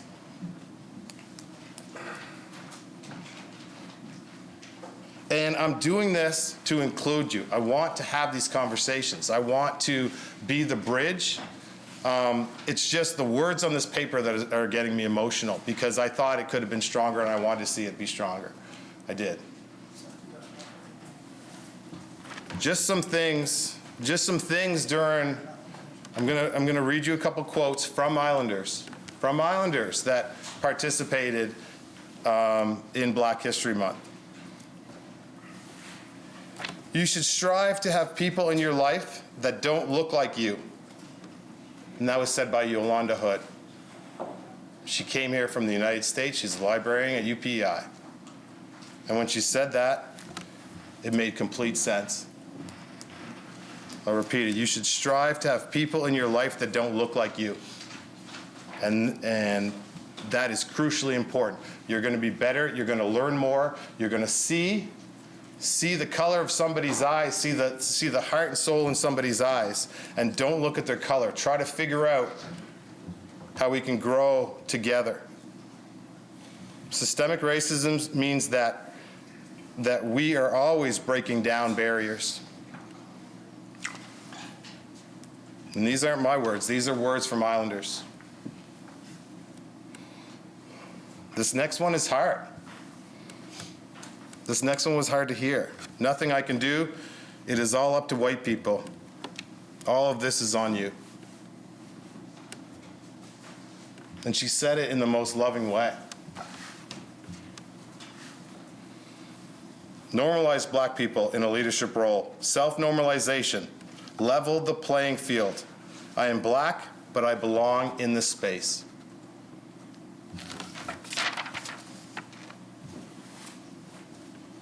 You see my color. Please look into my eyes, see me, and we can grow and change the world together.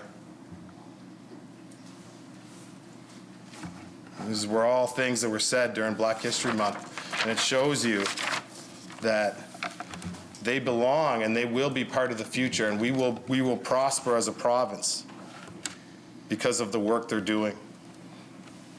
And I know what the province has done. I know every single thing the province has done on this file. And I'm telling you to keep up the good work. I'm here to support, but we always have to do more. Okay? But one of the things when I brought this, when I brought the speech from the throne to the community, and I simply said, here, this is a document, this section revolves around you. What do you think? And they picked up on the microloans program for underrepresented population will establish to provide Islanders who identify as BIPOC, Indigenous women, 2S LGBTQA plus, and youth. And they looked at that, and the first thing they said was, why do we get loans? Why are these not grants?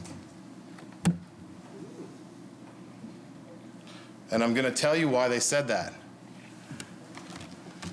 And they explained it to me. Because the difference between loans and grants, it says that would this have been done before Black Lives Matter?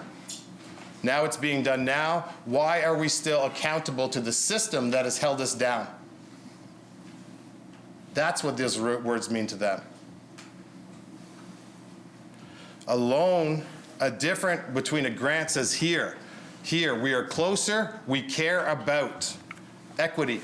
We care about getting you ahead right now at this moment in your life because the system hasn't been there for you the whole way along. The system wasn't there for your parents. The system wasn't there.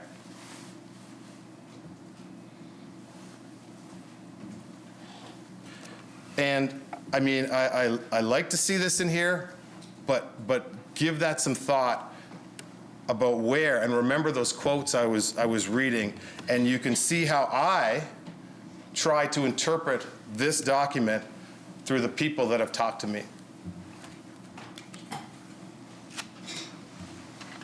And there's other important issues in this section. There's so many important issues. People with disabilities. Peers Alliance, I know they've been supported and they've done an incredible amount of work. The Acadian community is in this section. This section is very important. And I hope you take my words as criticism to build better, to build a better province, to help people. And it's all got to be done together. And that is my goal and wish.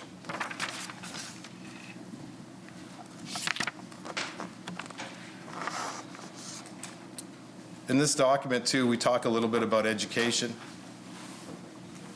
And again, I went out and talked to my people in my district about this and about things that affected the new announcement with 300 spots.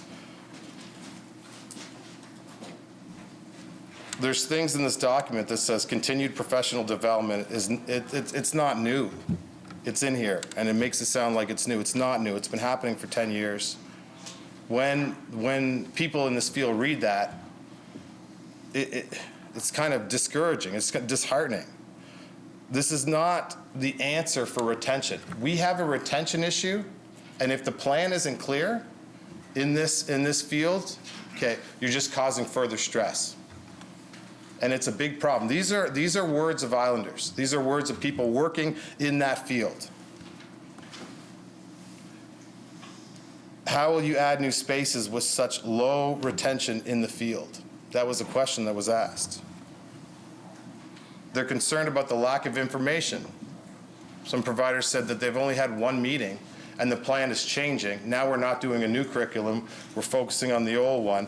Well, there's questions to be had there. Is this still being developed? Where are we going? This is happening very soon. Okay, and there hasn't been enough communication. It's not the new minister's fault. It's just that's what's happening. We have to make sure they are part of the process of this change. And we have to make sure that they have incredibly difficult jobs. There was some talk about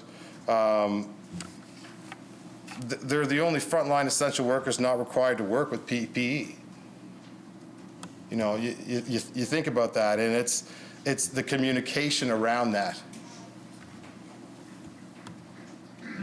How are they? They should be front and center, and it seems easy if we're going to get everybody vaccinated by June or July. Put the ECEs at the front of the line. Let them lead the charge. Okay, with professionals. Put them out there. Show them that they're important and that their work is important. Get them so we can take that pressure off of what they're going through. They have fixed rates for families and pay grids. Is this a new system? They're worried about the pay. These are just some things that they're talking to me about. So, Minister, it's an important time when the speech from the throne comes out and we're announcing this successful program. On the inside, when you peel it back, okay, people are worried. Okay, so it's important to get out there and to make sure that you're seen as being there. I mean, you're talking about 300 new spaces, and the people that I talk to, they're ramping things up. Is it for the 3-hour program? There's no spaces in the full-day program. What happens to the other kids? Are they only there for three hours a day? There is some serious, how do we do this? The phone lines are ringing right now. Okay, so these are just some things that I don't want to zing the government on something so important. Okay, it's so I'm just bringing it up now and saying that these are some issues.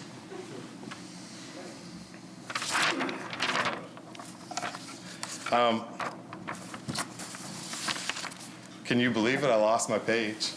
No. Just start over. Okay. Welcome. You guys are running around in circles in which direction? That's how I started it.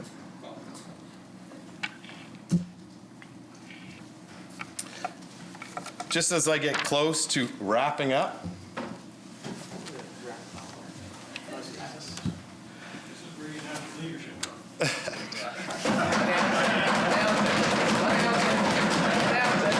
what's happening? I don't do it on bowl day.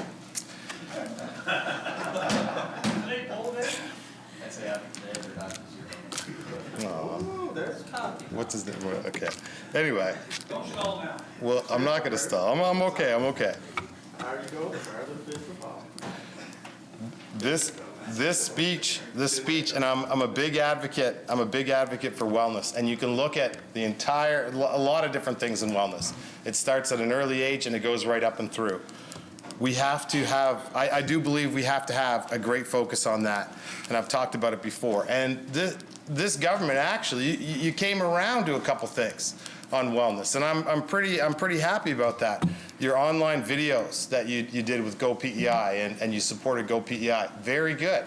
It took you a long time, but you did it, and there were some great service delivery providers. Those are things that we have to do, and we have to make sure we encourage. So I'm telling everybody to go to those online videos and do them. They're so important. We have to support the people that are providing wellness to everybody. So that's inside, that's outside, that's everybody in between. Upstream approach takes years to put in place. It's got to start. But you can't sacrifice your what you're delivering existing examples of things in your area. Make sure that they both run. The wellness model has to keep going. That's why I have to talk about it every time. Because if we continue to punt it off in 4-year political cycles, we're in big trouble. We have to deal with this now. Our population's aging.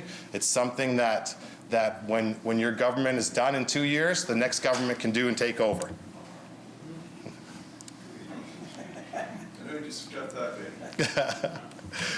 Anyway, so that's all I wanted to say about that. And I just wanted to say too, in my area, I was looking for things that translate to people in my area. Affordability, seniors are a big issue, but also things like on the bypass, you need to look at things that are wellness oriented. Where in my area, I'm just going to talk about it for a second. We're divided by a major highway. There's two industrial centers on each side. The bus parks right there, and they can't get across the road. So it's something I'm going to be talking to the Minister of Transportation about. Another thing is you can't walk to that area. So you can't walk. You can't. It's too busy a road. There's not too many districts that have that much of traffic going through. And I just asked to support and to look at those projects first as a government, because the way I look at it is the people of West Royalty allow people to come in and out joyfully. We went through a lot in a little while when we're doing construction projects and vice versa, but they need places that they can feel safe to cross major highways. Whether it's putting in an underpass for a new trail project, whether it's getting people across a major round point. Okay, a major round point in that area sees a lot of traffic, and to have an active transportation trail to get people from where they live to work. And just a simple crosswalk or something at a bus station where a lot of people are going to work. And these are concerns that I think we all hear, and I just wanted to make sure I talked about that. But in conclusion, I really believe that I look for commitment, and I know that this document is just interest, and I think it's interest. There's some gaps, and I mean, commitment could have easily been done in here. I didn't see it. And one of the major things, and I'll repeat it again, in the diversity notion, we have to get it right. We have to. And I'll continue to push the government in a respectful way to make sure that things move forward, and they move forward at a much more rapid pace potentially than they are. Okay. I'd like to thank all the members in here. I'd like to thank my community for listening to this long speech, and I will pass the floor, Mr. Speaker. Thank you.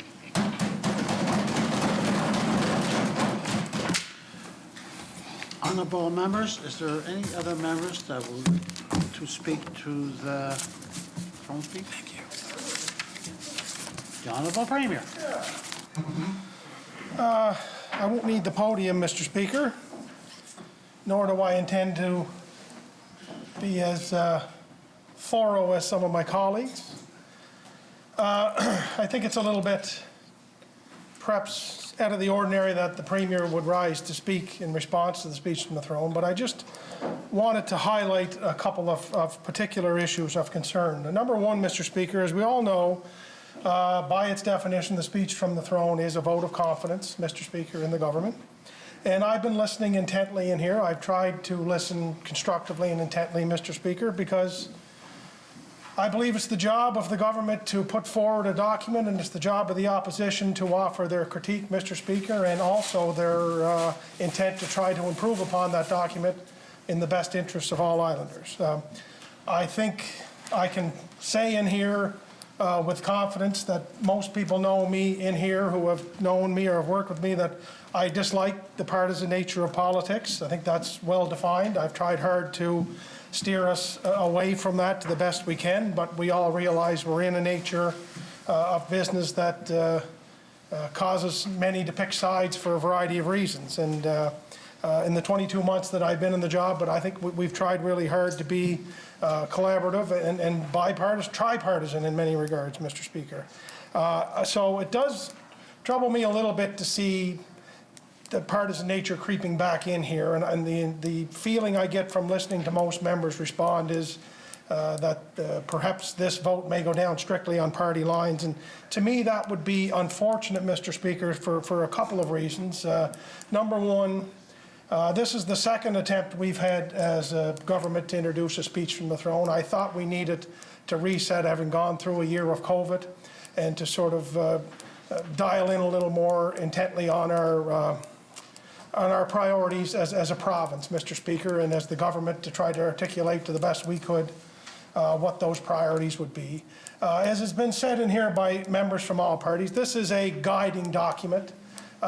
There's a lot of things you try to put in here.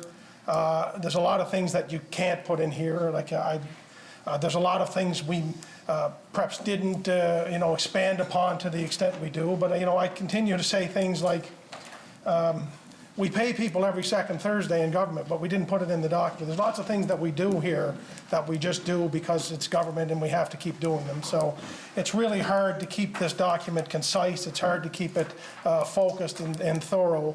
And it's hard, as we all know, to do everything. So these documents, as long as I've been around politics, the government puts out a speech from the throne, the opposition criticizes it, and we move on and go forward. And I suppose that would be the nature of where we're at. And but I would say the difference this time and the difference from 2019 is that we did solicit input from both parties for these documents, as we have been trying to do. That's not to say that everything all of the parties asked for are reflected in here. All of the things that our party want is not reflected in these documents, Mr. Speaker, but we sure try hard to be inclusive of all good ideas. So I just wanted to, and I listened to the great comments from my colleague and friend from District 14. When I look at the document provided to me from the Office of the Third Party, it doesn't mention anything about mental health and addictions. It doesn't mention anything about culture. It doesn't mention anything about a lot of things. But I don't confess for 1 second to believe that nobody on that side doesn't believe in those issues and aren't passionate about them. A lot of your members stood up and talked about the need for improved mental health and addictions delivery across this board. I think we all are in agreement with that. But the fact it's not articulated in your document doesn't lead me to believe that you don't care about that it's not a priority for you, and it's not something that you wake up every day trying to make better. And I look at, and we're all different in here, Mr. Speaker. I mean, what I really admire most about the official opposition is they're tremendously thorough, researched, and well thought in their deliberations with me in my office, for sure.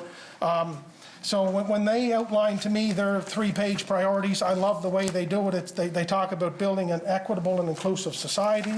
They talk about a clean and prosperous economy, the health and well-being of every islander, Mr. Speaker, and a lot of the items articulated in there we have dealt with or we are dealing with in some way, shape, or form. The number one request or submission was the collaboration with Mi'kmaq leaders on the moderate livelihood, and as I tried to articulate in here, I have confided in the 2 First Nations chiefs, Mr. Speaker, that I wish for them to have a moderate livelihood fishery that is safe and free of violence, intimidation, threats, and prejudice. But I am very respectful. They have asked me to, or they don't need to ask me, they have instructed me that this is a conversation they want to have between the First Nations and the Government of Canada as a nation-to-nation exercise, and I have been very, very accommodating with that request. I continue to offer my support, my guidance, and my hope for a fishery that is successful, safe, and lucrative, Mr. Speaker, for our First Nations. But that's why I just say that as an example. That's not articulated in the speech from the throne, but it's a very big priority for me. I know it is for the Leader of the Opposition, for his party, and for all Islanders. But it's not included in the actual speech for that very reason. I think we need to be mindful of the nation-to-nation exercise, which I think is needed, Mr. Speaker. I think that will serve our First Nations well going forward. When I look at the submissions from the third party, Mr. Speaker, I'd like to read them because most of them are in here or couldn't be dealt with in the speech from the throne. A clear timeline for debate on the amendments of the Rental of Residential Properties Act, Mr. Speaker. So that is an ongoing issue that we're working on, and I think we have indicated here that we hope this fall to have that completed and brought to the fore for debate and hopefully approval. Greater certainty relative to the Water Act, Mr. Speaker, which the Water Act is now proclaimed and we're working forward on. An end to the delays and confusion surrounding the government's identification of loopholes in the Lands Protection Act. So we have our land matters process going forward, Mr. Speaker, and I look forward as much as anyone in this House to have that resolved and to move forward, Mr. Speaker. The next one was honor the commitment to provide a free shingles vaccine for island seniors. Now this is something, Mr. Speaker, that the third party in particular and the opposition party, the official opposition, have brought forward to us on a number of occasions. I tried to say from the beginning that we had a state of the province, we had a speech from the throne, and we had a budget address, Mr. Speaker, which I think we should collectively address all of these things. And I think, from my perspective, a free shingles vaccine is a budgetary item, and I think we should wait to see what's in the budget in regards to that request. A plan that truly articulates measurable goals relative to the recruitment of healthcare professionals, Mr. Speaker, which we highlighted extensively in the speech from the throne. We have huge endorsements from the PEI Nurses Union, the Medical Society of PEI, Mr. Speaker, and there was a master's student, UPEI, Mr. Speaker, Sarah Hughes. I hope I didn't mispronounce her name, but talked about how we're exactly on the right track with what we were talking about in these regards, Mr. Speaker. So what the opposition, the third party, has asked for is in the budget and is being acclaimed by those professionals in the industry, Mr. Speaker. And we anticipate a coherent, achievable, forward-thinking plan for economic recovery and diversification. And we talk about our clean tech, Mr. Speaker. We talk about our tourism industry and all of those different areas, Mr. Speaker, which we know we need to focus on. So everything outlined there, Mr. Speaker, is essentially in the speech from the throne. It's in the speech from the throne. Now, we would talk about something like 300 childcare spaces in the speech from the throne. We need to come into here, we need to deliberate that, we need to put the budget beside it, and we need to come forward with a plan that makes sense.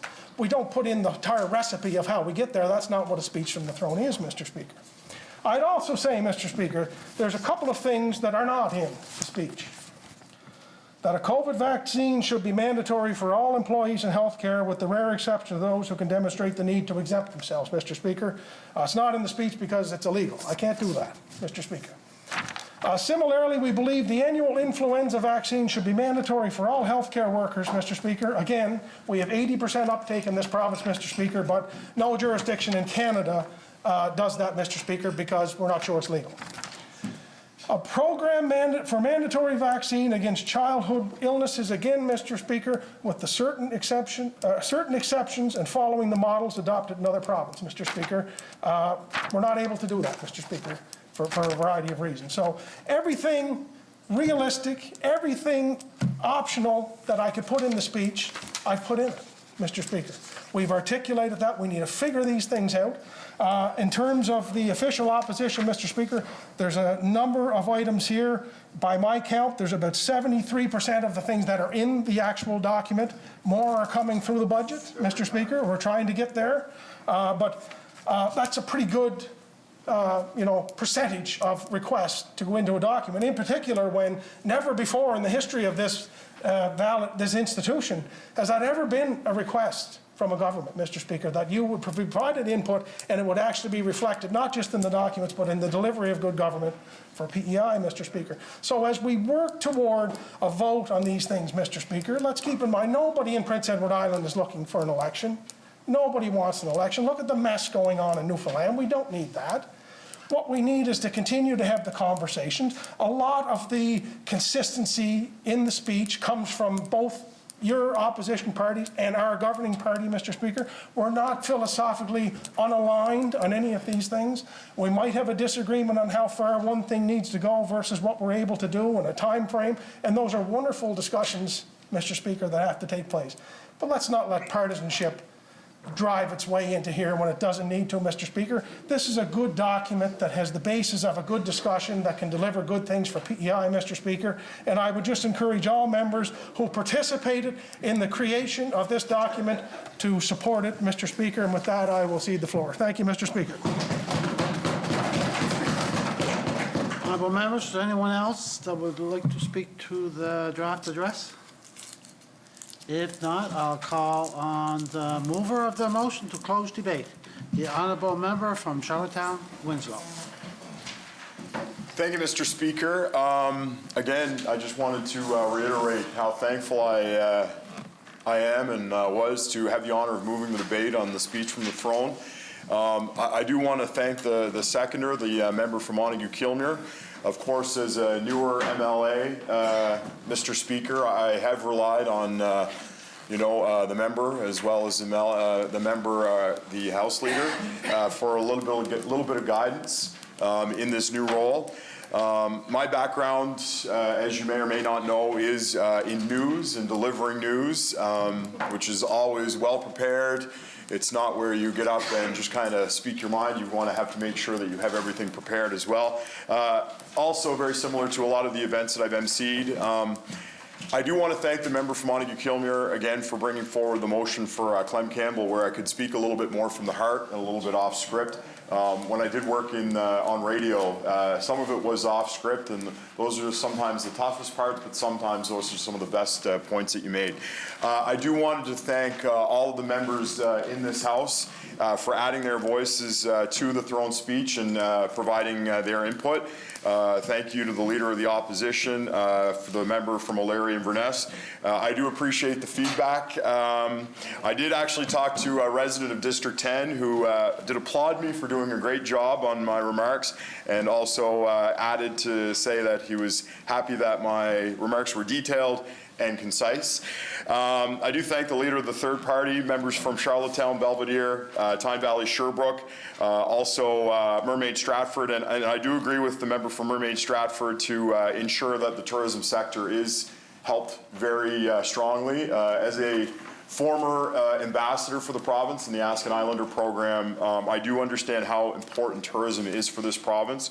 We live in a beautiful, unbelievable, unmatched province that a lot of people now, of course, with this global pandemic, are very aware of.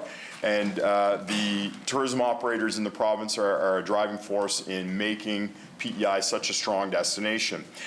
I also do want to thank the member from Summerside South Drive, and also the member from Charlottetown West Royalty. And of course, I do want to thank the Premier for his remarks as well.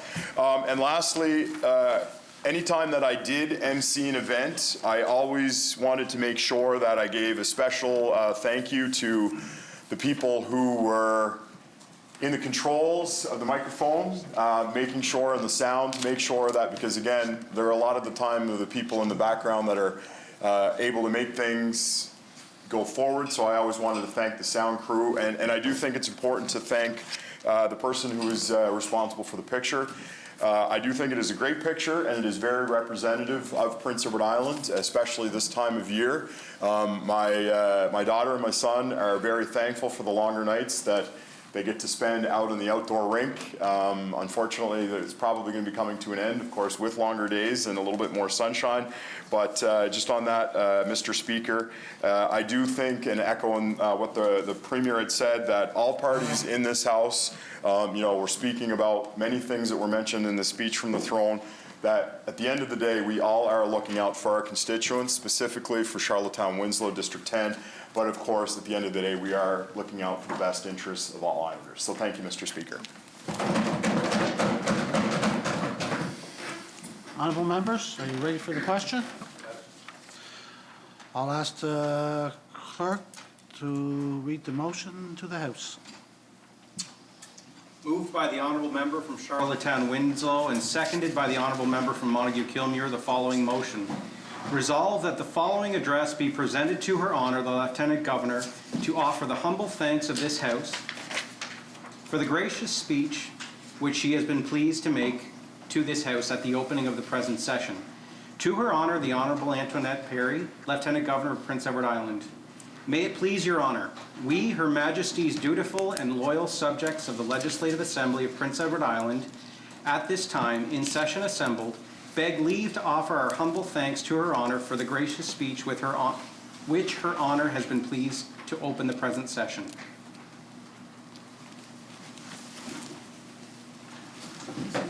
Shall I carry? Carry. Honourable members, to be a question for a court division. Sergeant at Arms, you may ring the bell.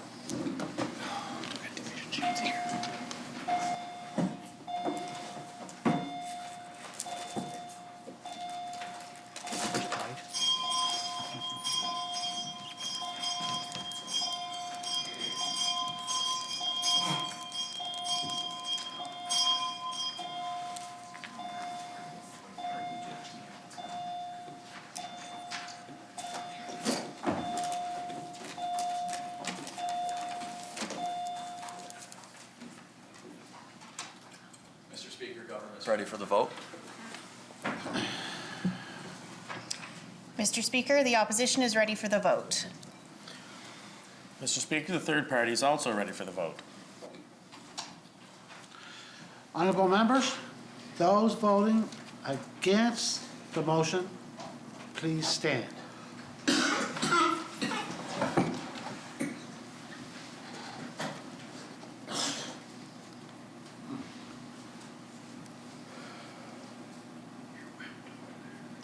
The Honourable Member from Charlottetown West Royalty, the Honourable Member from O'Leary Inverness, the Honourable Member from Charlottetown Brighton, the Honourable Member from Tyne Valley Sherbrooke, and the Honourable Member from Charlottetown Belvedere. Honourable members, those voting for the motion, please stand.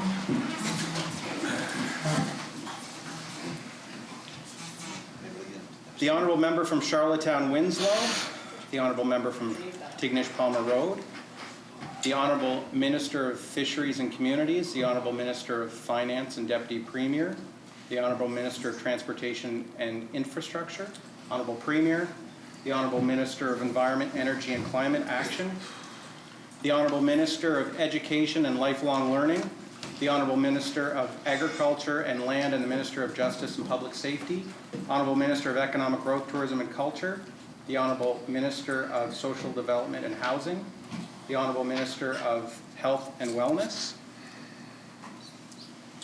the Honourable Member from Montague-Kilmuir, the Honourable Member from Cornwall Meadowbank, the Honourable Leader of the Third Party, the Honourable Leader of the Official Opposition, the Honourable Member from Mermaid Stratford, the Honourable Member from Morel Donut, Honourable Member from Summerside South Drive, the Honourable Member from Charlottetown Victoria Park, and the Honourable Member from Summerside Wilmot.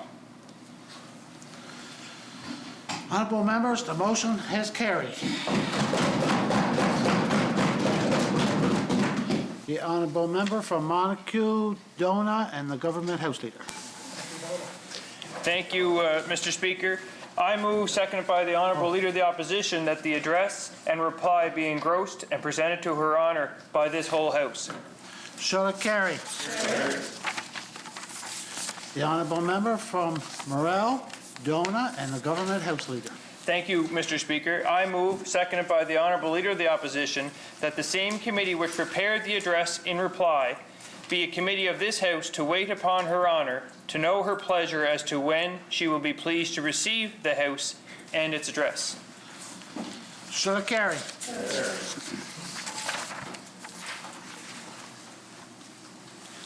The Honourable Minister of Finance, Deputy Premier. Thank you, Mr. Speaker. I move, seconded by the Minister of Transportation and Infrastructure, that the 13th order of the day be now read. Shall it carry? Order number 13, an act to amend the Real Property Assessment Act, Bill number 10, ordered for second reading. The Honourable Minister of Finance, Deputy Premier. Thank you, Mr. Speaker. I move, seconded by the Minister of Transportation and Infrastructure, that the said bill be now read a second time. Shall it carry? Carried. Bill number 10, an act to amend the Real Property Assessment Act, read a second time. The Honourable Minister of Finance, Deputy Premier. Thank you, Mr. Speaker. I move, seconded by the Minister of Transportation and Infrastructure, that this House do now resolve itself in the Committee of the Whole House to take into consideration the said bill. The Honourable Member from Tignish Palmer Road, Deputy Speaker, to chair the Committee of the Whole, please.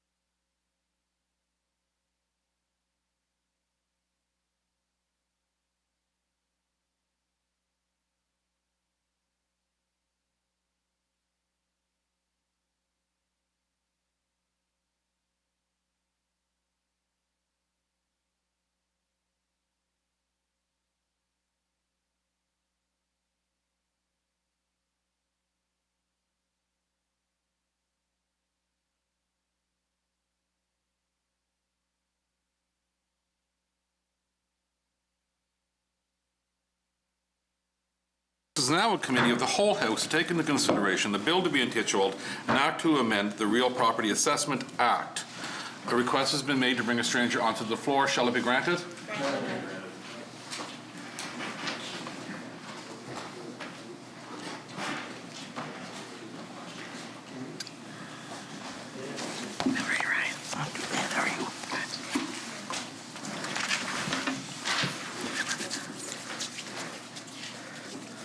Good afternoon. Would you please state your name and position for Hanford? My name is Ryan Pino. I'm the Provincial Tax Commissioner. Thank you very much and welcome, Ryan. Honourable members, or Minister, or Promoter, I should say, would you like to commence with just a brief statement on the bill's intent? Thank you very much, Chair. It's basically housekeeping within the bill, removing the term farm enterprise from the Act in order to eliminate confusion and also to make a date change to align the Act with the actual inspection procedure. Thank you. Honourable members, it's the pleasure of the committee that the bill be now read line by line, clause by clause, section by section, or open it up as a whole. Open it up as a whole. So the floor is now open. Mermaid Stratford. Thank you, Chair. Thank you very much for bringing this forward, and welcome, Ryan. So just for clarity, can you just give a summary as to why farm enterprise is being removed?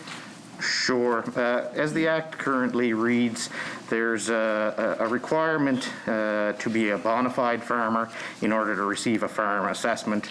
And within that definition of what a farm property it is, it says that a bona fide farmer must be operating a farm enterprise.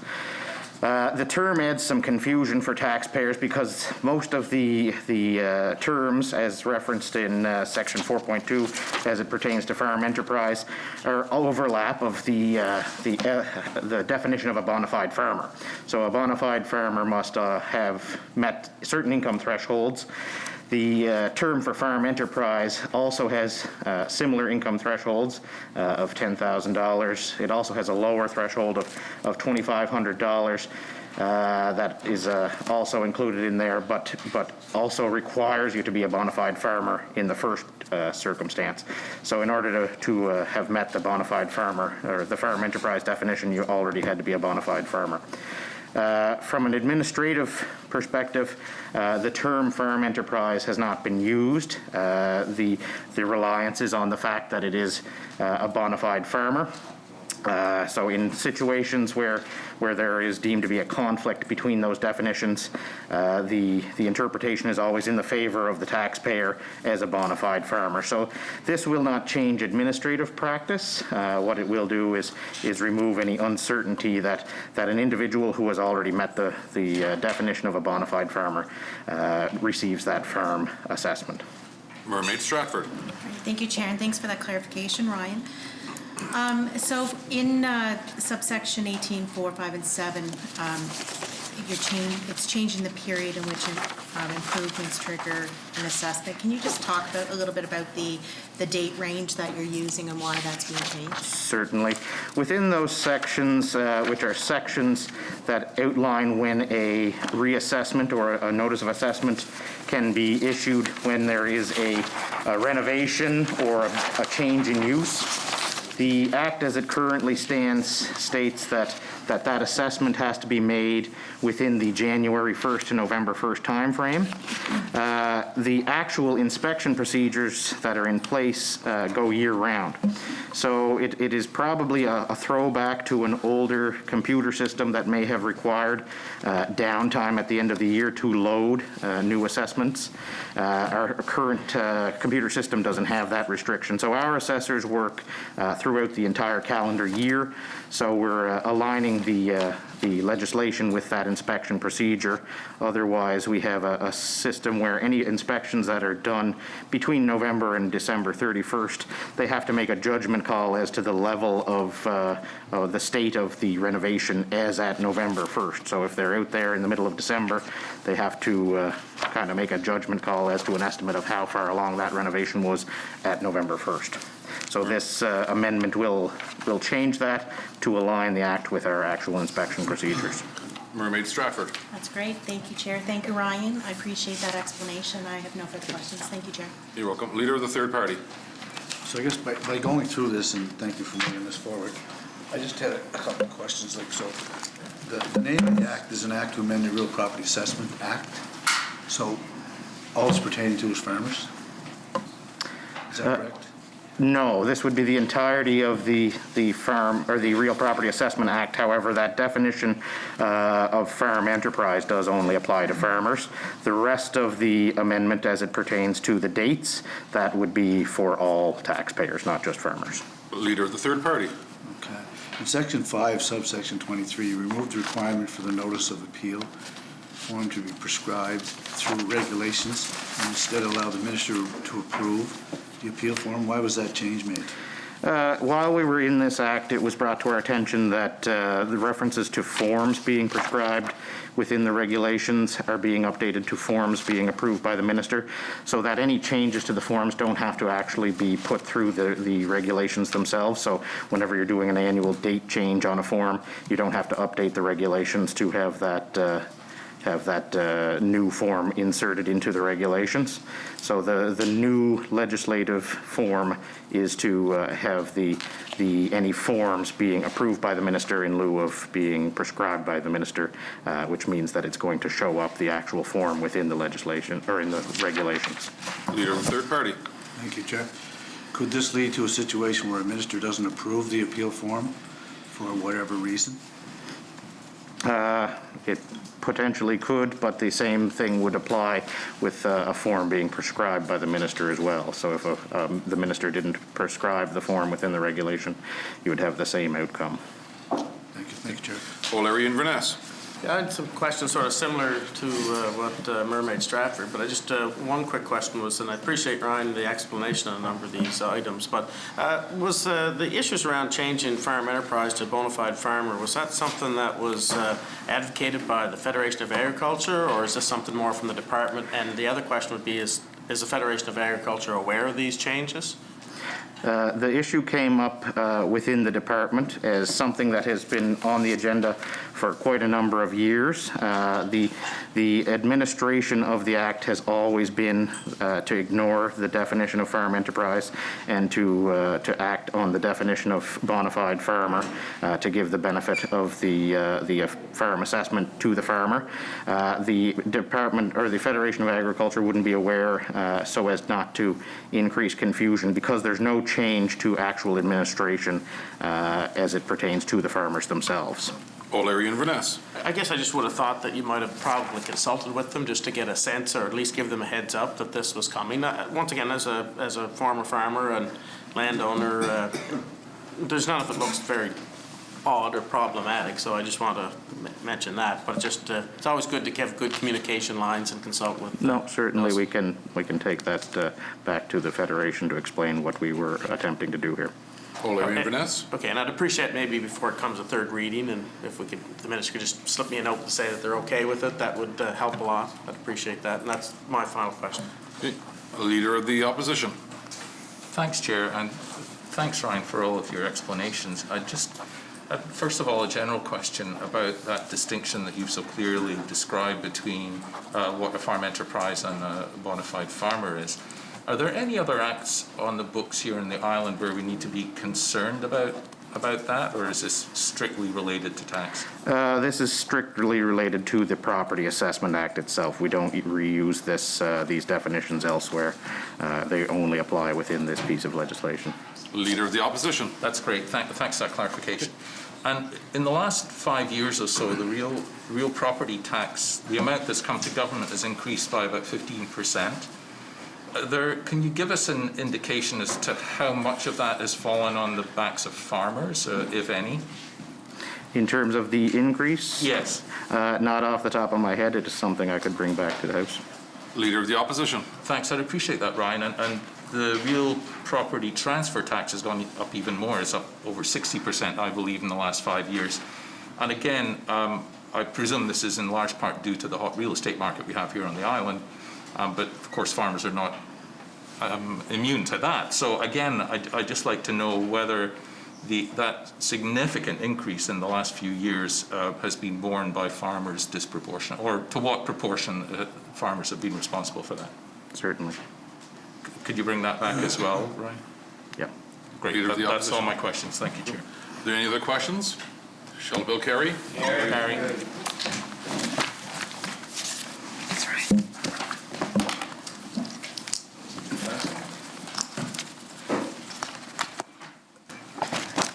I move the title. An act to amend the Real Property Assessment Act.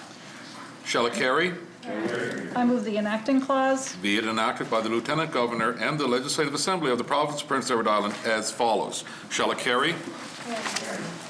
Mr. Chair, I move the Speaker take the chair and that the chair report the bill agreed to without amendment. Shall it carry? Carried. Thanks, Ryan. See you later.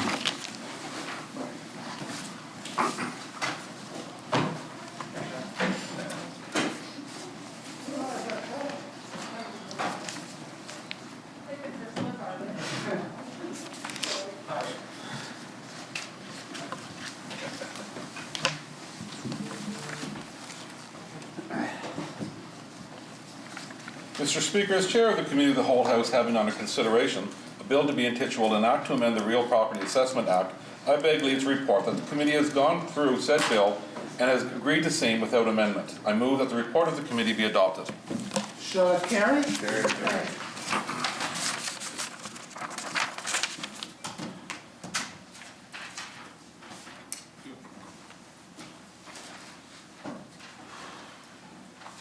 The Honourable Minister of Finance, Deputy Premier.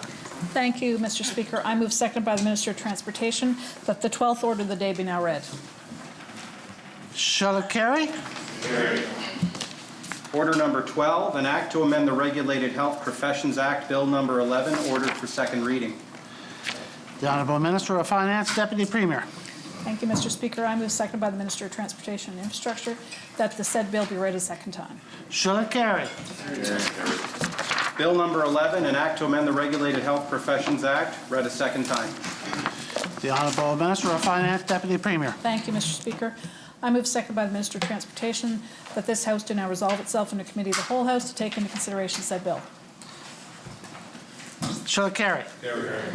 The Honourable Member from Tignish Palmer Road, Deputy Speaker, to chair the Committee of the Whole House, please.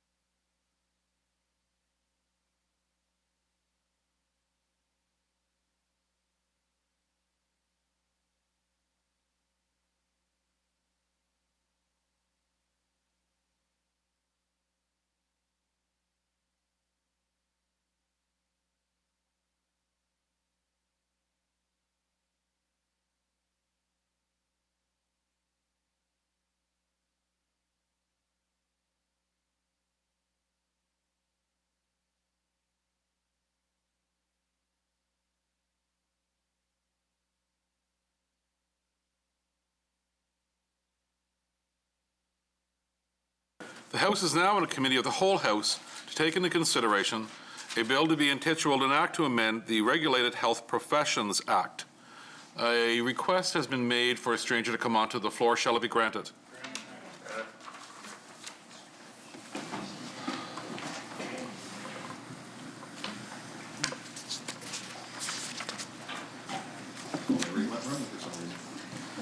Sorry? Did you say everyone went running? Larry did. Oh. Oh, dear. I'll give you a second to get settled there. Thank you.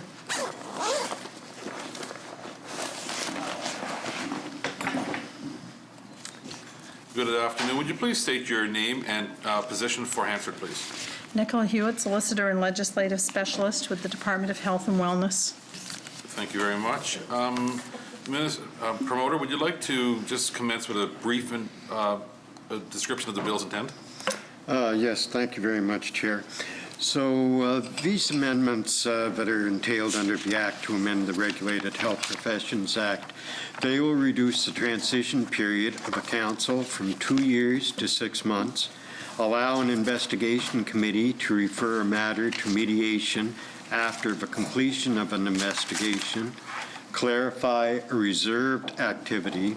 It provides that further reserved activities be prescribed and amend transitional provisions for new colleges. This bill, Chair, is administrative in nature, and many provisions were drafted at the request of regulatory colleges. Thank you very much, Minister. Is it the pleasure of the committee that the bill be now read clause by clause, or just open it up to general questions? Okay, it's opened up for questions. We have the member from Cornwall Meadowbank. And Minister, can you just give us an example of a situation that this would apply? What provision specifically? Well, to make the change, like, is there a demand on the? Okay, maybe I'll just give you the Coles Notes version. Yeah, okay. So the College of Registered Nurses had approached us and requested, it's about a page worth of changes in the bill.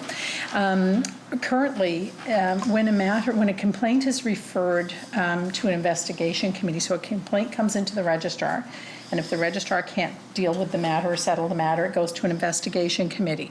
And that investigation committee has got 30 days to either dismiss the matter, to send it on to a hearing committee, or send it to mediation. And what the college said to us, or send it on to an investigation committee, mediation, or dismiss it. And what the college said to us is sometimes at the outset it's not apparent that this would be a good case for mediation and that they need to go through the investigation process first and then make that determination.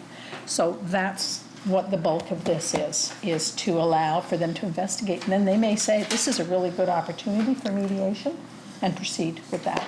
So that's what 50% of this bill is. Cornwall Meadowbank. So no, that's good. So is there a backlog at the present time on this process that you're aware of? The colleges operate independently from government, so I would have no way of knowing volume, weight. Now, there shouldn't be a backlog because the Act has very prescriptive timeframes in which things must happen, so I would hope not. Cornwall Meadowbank.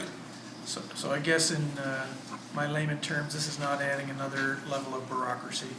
No. Okay. Cornwall Thank you, Chair. Meadowbank. I'm fine, thank you. You're welcome. Leader of the Opposition. Thanks, Chair. Thanks, Nicola, for bringing this in, Minister.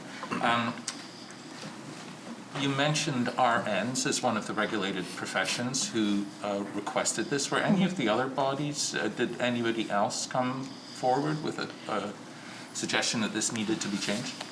With respect to this particular issue? Yes. No, but I will say the College of Nurses, and again, I'm not intimately aware of these things, but I think there's about 2,000 members, so they do far more in terms of discipline matters than probably all the other colleges combined. So they would have encountered it, and they identified it as a where we could improve the Act to facilitate, the discipline process. Leader of the Opposition. Thanks, Nicola. Okay. Maybe you wouldn't be as familiar with the sort of intricacies of the various colleges and how they police themselves, if I can put it that way, but the complaints processes, do they vary considerably from one college to another? No, they don't. It's all set out in the Act. So when a complaint comes in, the registrar can do this, or this within this time frame. And it's the same, it applies to all of them. And that was one of the reasons why we did this Act in the first place, is it didn't matter what profession you were. It's going to be the same types of processes. Okay. Leader of the Opposition. That's good to know. So the Dental Association, for example, would have the same complaint timetable process exactly as the nursing. Absolutely. Yeah. So RNs have a college. LPNs, are they part of the nurse? How about RCWs? Is that a regulated profession? Nowhere in Canada yet. Yeah, I figured that. Okay. Leader of the Opposition. I think I'm fine. That's all I wanted to ask. Thank you, Chair. Are there any other questions? Shall the bill carry?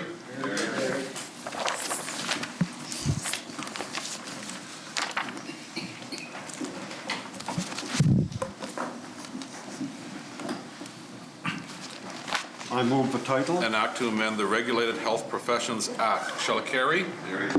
I move the enacting clause. Be it enacted by the Lieutenant Governor and the Legislative Assembly of the Province of Prince Edward Island as follows. Shall it carry? Mr. Chair, I move the Speaker take the chair and that the chair report the bill agreed to without amendment. Shall it carry? Carry.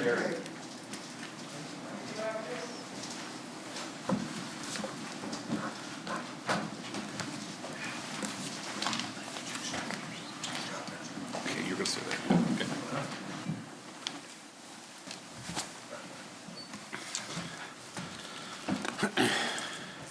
Mr. Speaker, as Chair of the Committee of the Whole House, having under consideration the bill to be intituled An Act to Amend the Regulated Health Professions Act, I beg leave to report that the committee has gone through the said bill and has agreed to same without amendment. I move that the report of the committee be adopted. Shall it carry? Carried.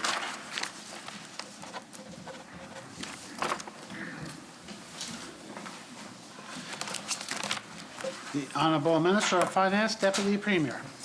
Thank you, Mr. Speaker. I move, seconded by the member from Montague-Kilmuir, that the 10th order of the day be now read. Shall it carry?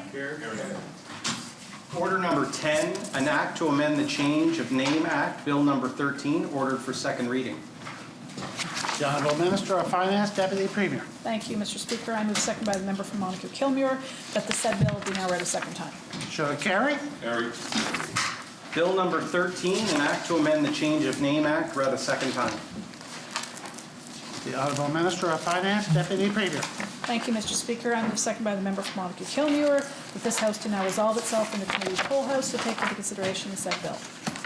Shall it carry? Carried. The Honourable Member from Tignish Palmer Road, Deputy Speaker, to chair the Committee of the Whole House, please.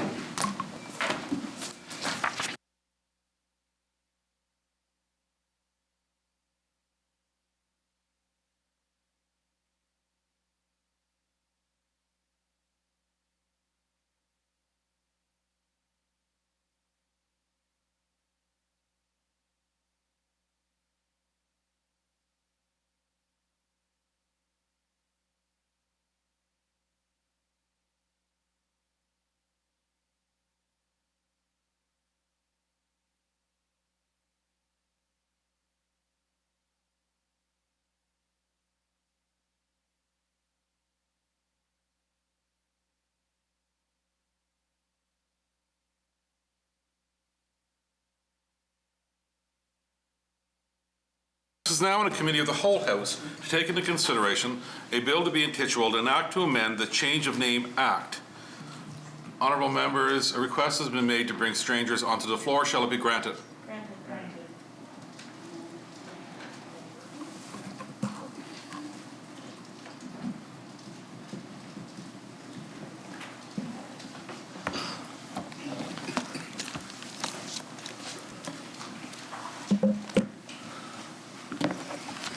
Good afternoon, gentlemen. Would you please state your name and position for Hansard?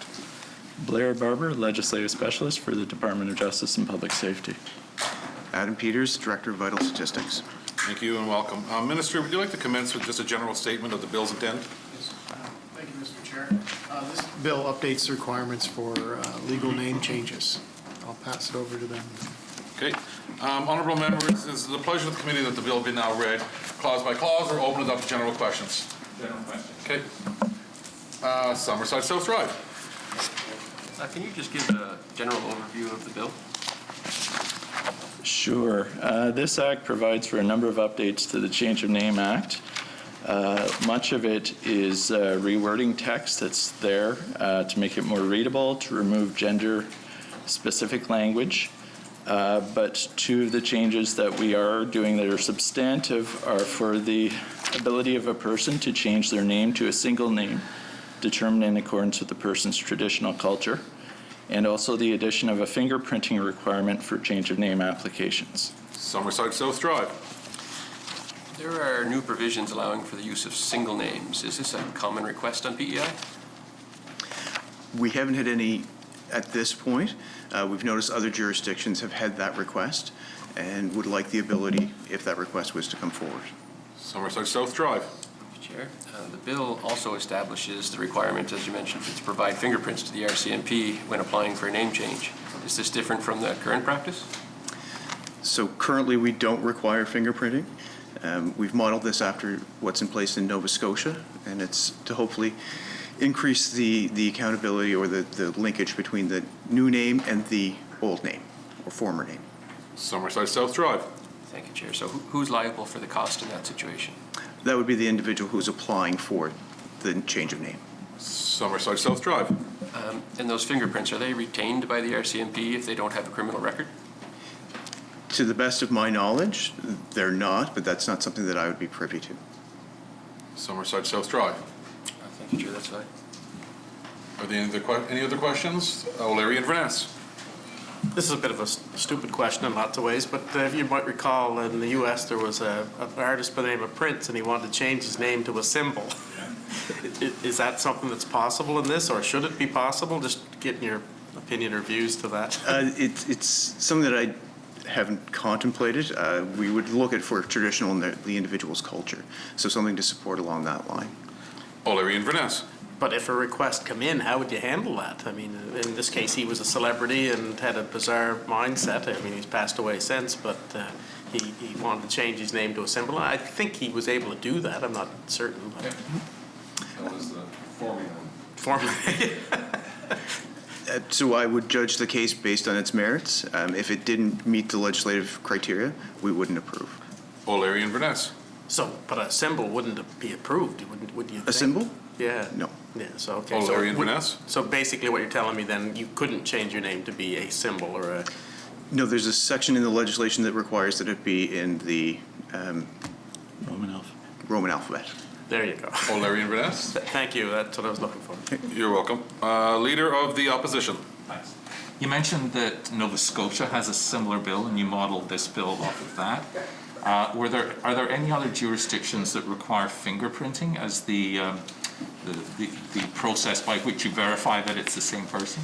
They do. Some at the top of mind are BC, Alberta, and Saskatchewan, I believe. Manitoba as well. Manitoba as well. There's a difference in the administrative side of things, whereas they may have more involvement in knowing the results of that fingerprinting, whereas the request that we're making is for the fingerprints be communicated to the appropriate authorities, and we're just verifying that it's been done. We don't want to have any knowledge of what's actually the result of those fingerprints are. Leader of the Opposition. Are there any other mechanisms used in other provinces other than fingerprinting for verification purposes? There would be a requirement for criminal record checks. Leader of the Opposition. Sorry, I didn't word my question accurately enough. Instead of fingerprinting, is there another process in any other province for verification of the individual? I'm not sure I understand the question. So you mentioned that the reason for having fingerprints taken was to verify that the person with the new name is the same as the person with the prior name. Is there any other mechanism that's employed anywhere else for that verification process? Not that I'm aware of. Okay. Leader of the Opposition. It just strikes me, I mean, and I don't know whether this would be any less intrusive or not, but fingerprinting seems so sort of last century when it comes to personal identification. So I'm wondering whether the bills in the other provinces, when they date from. I'm not sure. There's been amendments, I'm certain, in different acts recently. There's nothing other than fingerprinting that comes to the top of my mind. Okay. So I think the question would be around biometrics, and I'm not aware of anybody using anything for a change of name purpose. Leader of the Opposition. Yeah, and I'm aware, of course, that the RCMP use fingerprints for other checks, as safety checks and things like that. So maybe we just haven't moved beyond that. I was just surprised to see in a new bill that that's still the process used for verification. I'm fine, thank you, Chair. You're welcome. Shall the bill carry? Carry.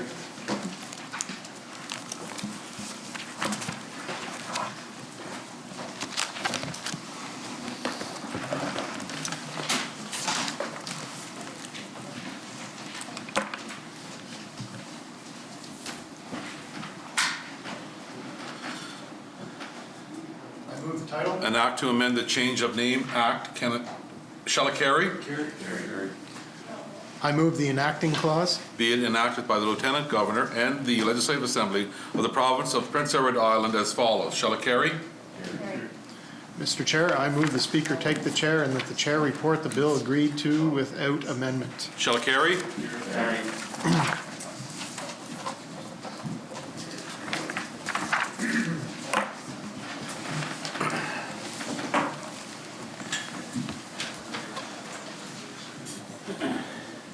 Mr. Speaker, as Chair of the Committee of the Whole House, having under consideration the bill to be intituled an act to amend the Change of Name Act, I beg leave to report that the committee has gone through the said bill and has agreed to same without amendment. I move that the report of the committee be adopted. Shall it carry?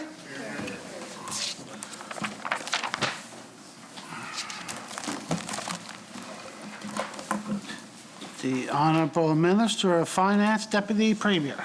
Thank you, Mr. Speaker, I move, seconded by the honourable member from Readiness, that the 8th order of the day be now read. Shall it carry? Carry. Order number 8, an act to amend the Marriage Act, Bill number 9, ordered for second reading. The Honourable Minister of Finance, Deputy Premier. Thank you, Mr. Speaker. I move, seconded by the honourable member from Readiness, that the bill be read a second time. Shall it carry? Carry. Bill number 9, an act to amend the Marriage Act, read a second time. The Honourable Minister of Finance, Deputy Premier. Thank you, Mr. Speaker. I move, seconded by the MLA from Readiness, that this House do now resolve itself in the committee of the whole House to take into consideration the said bill. Shall it carry? Carry. The Honourable Member from Tignish, Palmer Road, Deputy Speaker, the Chair of the Committee of the Whole.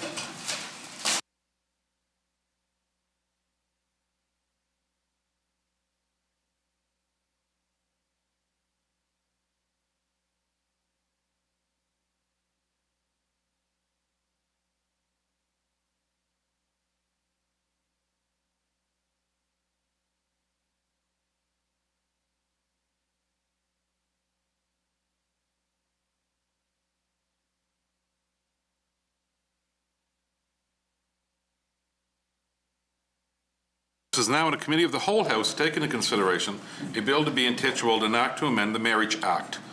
A request has been made to bring strangers onto the floor. Shall it be granted?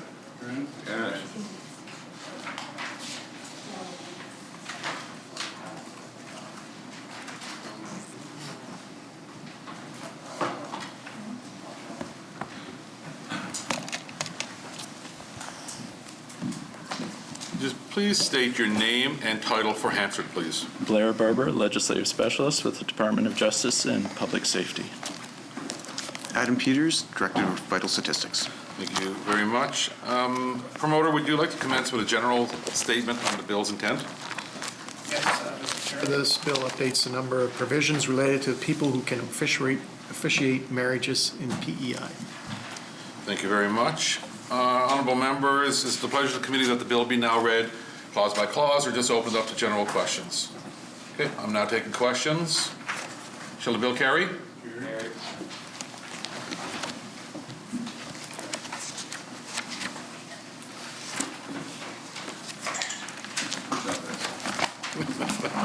Could have mixed it up though. Yeah.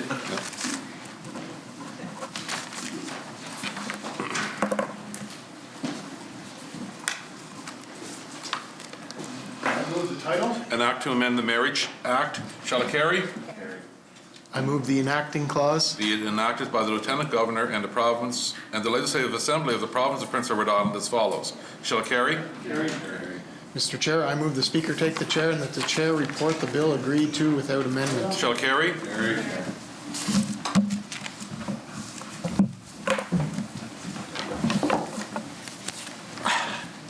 Mr. Speaker, as Chair of the Committee of the whole House having under consideration bill to be intituled an act to amend the Marriage Act, I beg leave to report the committee has gone through the said bill and has agreed to same without amendment. I move that the report of the committee be adopted.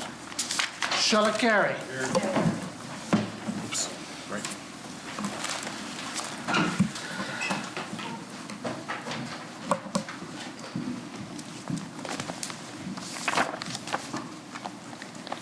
The Honourable Member from Summerside South Drive. Okay. Mr. Speaker, I beg leave to introduce a bill to be intituled an act to amend the Electric Power Act, and I move, seconded by Charlottetown Brighton, that the same be now received and read a first time. Shall it carry? Bill number 104, an act to amend the Electric Power Act, read a first time. Overview, Member. This bill amends the act to require that rate structures promote energy efficiency, introduce time-variant pricing, and provide a transition period for farms to protect them from rate shock. The Honourable Member from Summerside South Drive. Mr. Speaker, I beg leave to introduce a bill to be intituled an act to amend the Renewable Energy Act, and I move, seconded by Charlottetown Brighton, that the same be now received and read a first time. Shall it carry? Carry. Bill number 103, an act to amend the Renewable Energy Act, read a first time. Overview, Member. Thank you, Mr. Speaker. This bill creates legal requirements to transition to 100% clean electricity by 2030 and removes the minimum purchase price for electricity purchases from large capacity generators and makes minor changes to facilitate the introduction of energy storage technologies.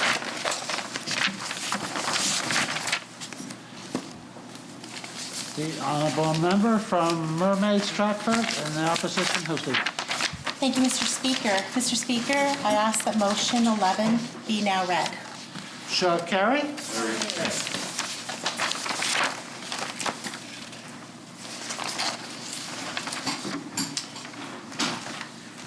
Mr. Speaker, motion 11 has been read and is under debate. Return to the main motion as amended. Okay, on my next to speak was the Honourable Minister of Health and Wellness, speaking to the motion as amended. Well, thank you very much, Mr. Speaker, and it certainly is a pleasure to rise in the House today in support of, if I recall correctly, what I'm supporting here is the amended motion. So it's something that, for me personally, Mr. Speaker, I think back to the first time that it really hit with me that I was a senior. And it was during a Thursday, and I believe it was Shoppers Drug Mart as Seniors Thursday. So anyway, I picked up some things, and I was going through the checkout, and the cashier says, "Sir, would you like the seniors discount today?" So, I said, Yes. "Is there somebody around me? Who are you talking to here?" But it was obvious it was me. And, I think all of us have to be so thankful when we do and approach our seniors' years. But sometimes it's a bit of a shock when we have that moment that actually makes us realize that, yes, we are there. And, when we look through this motion, Mr. Speaker, which, as I read it and the amendments to it, it is, what it's all about is providing services to our seniors to maintain, enable those seniors to remain at home as long as possible, and to provide supports to them and to their family members, Mr. Speaker. And as I move through with some of my notes here with regard to speaking to the motion, there's some more personal things that I certainly do want to speak to with regard to how blessed I have been with regard and speak about the seniors that have been in my life, Mr. Speaker. But before I get to that, Mr. Speaker, certainly our provincial action plan for seniors, near seniors, and caregivers called Promoting Wellness, Preserving Health is currently being implemented. The Implementation Council is co-led by community representatives and senior staff across government departments, as well as Health PEI. And Mr. Speaker, as noted in the motion, this action plan was developed by community members, non-government organizations, health community, and social care providers in government. And Mr. Speaker, an excellent example of working together, collaboration, and partnership. And Mr. Speaker, one of the priority pillars for action is to support age-in-place initiatives, and several of the recommendations focus on achieving this aim and supporting caregivers.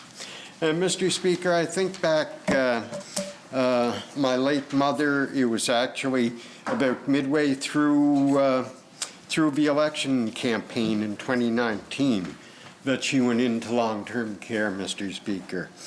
And prior to that, the support that we had from home care workers, the caring, the compassion that they showed to Mom and to my dad as well, but when they come in into Mom and Dad's home to provide that care for Mom.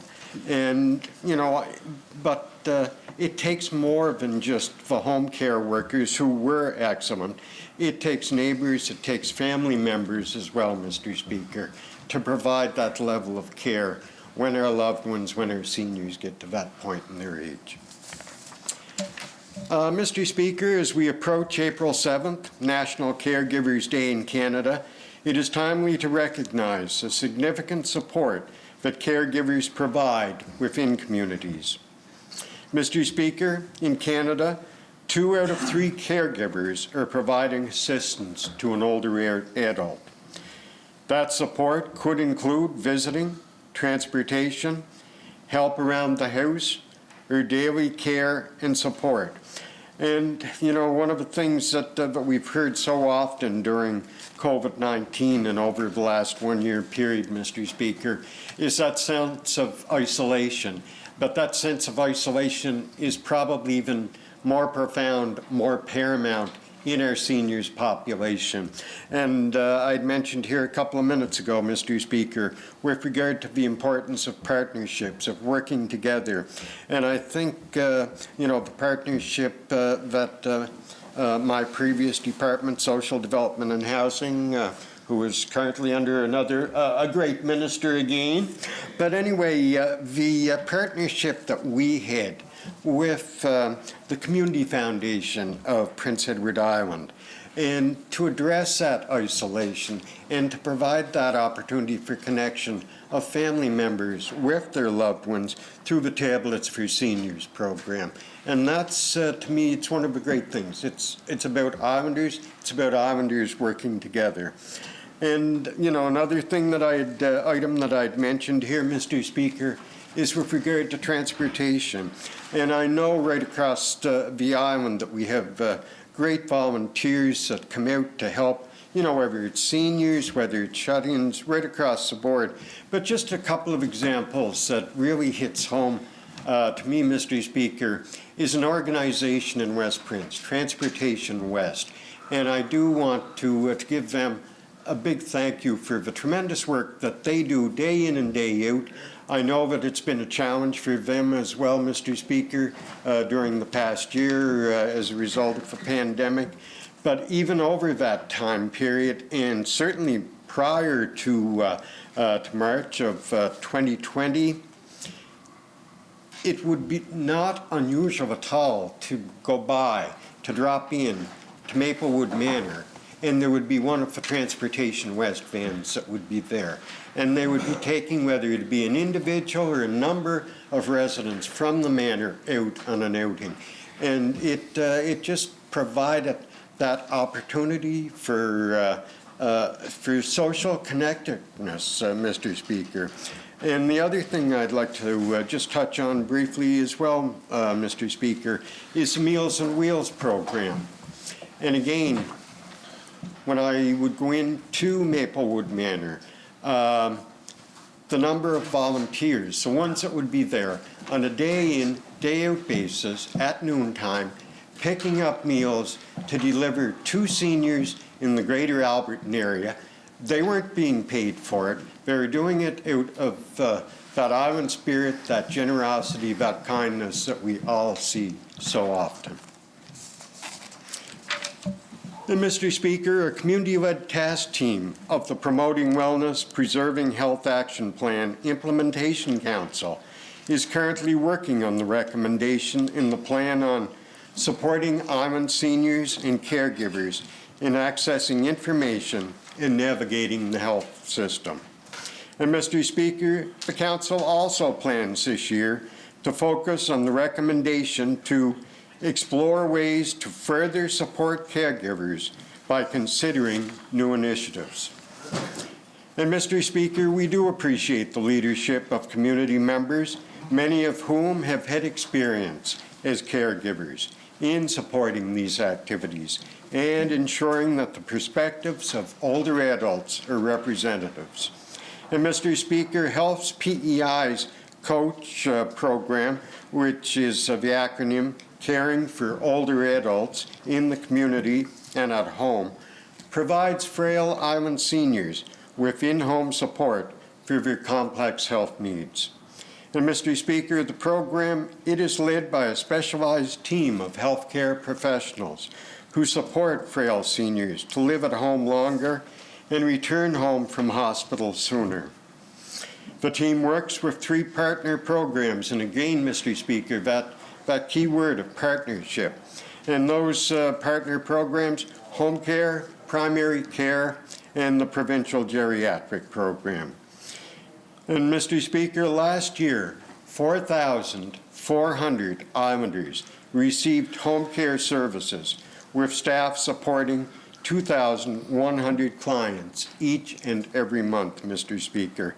And again, Mr. Speaker, I certainly want to, from personal experience, but from my present position as well as the Minister of Health and Wellness, to give a large thank you to all of our home care workers for the compassion, the care, the dedication that we see from them each and every day, Mr. Speaker.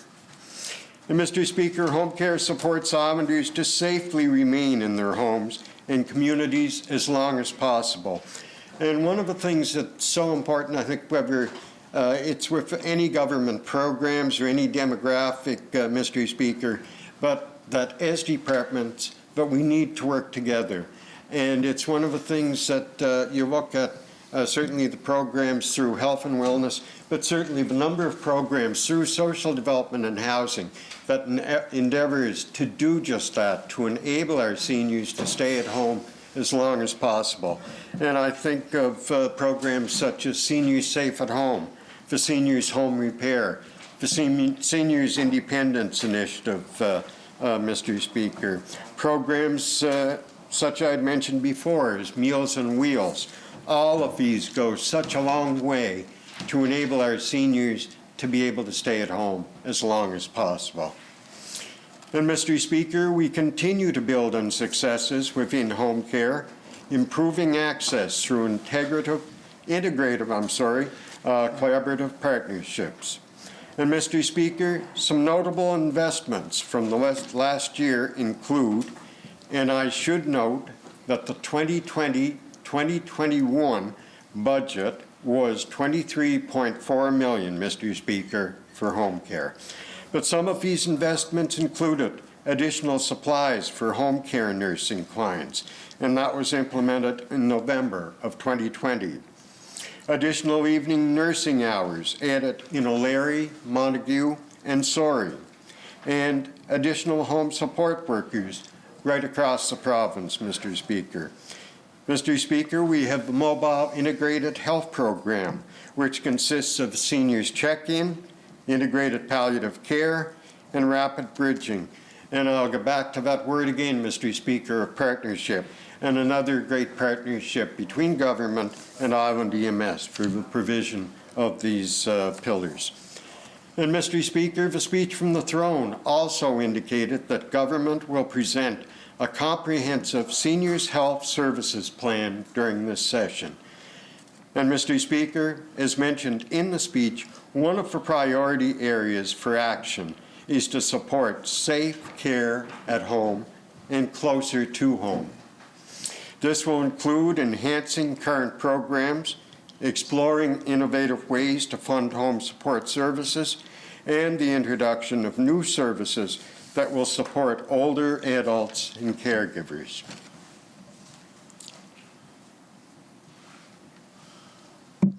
Mr. Speaker, I do look forward to sharing details of the Seniors Health Services Plan as this session progresses.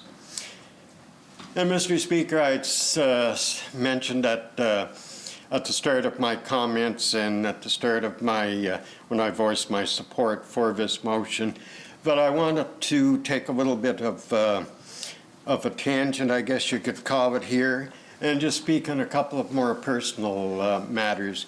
I had mentioned previously that about halfway through 2019 election campaign, that my mom had went into long-term care. I had referenced the great support that she had received, that we as a family had received previous to that by home care. And I'd be remiss, Mr. Speaker, if I didn't also say after Mom went into home care, the tremendous care that she was provided with, the compassion that we saw as a family every time that we were there from the staff, the caring that was provided by them. And Mr. Speaker, just on that It was this past September that my mom passed.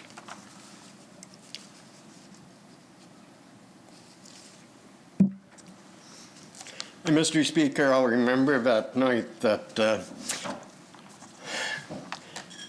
not only were my eyes leaking, the staff's eyes were too. And Mr. Speaker, I said how blessed I am.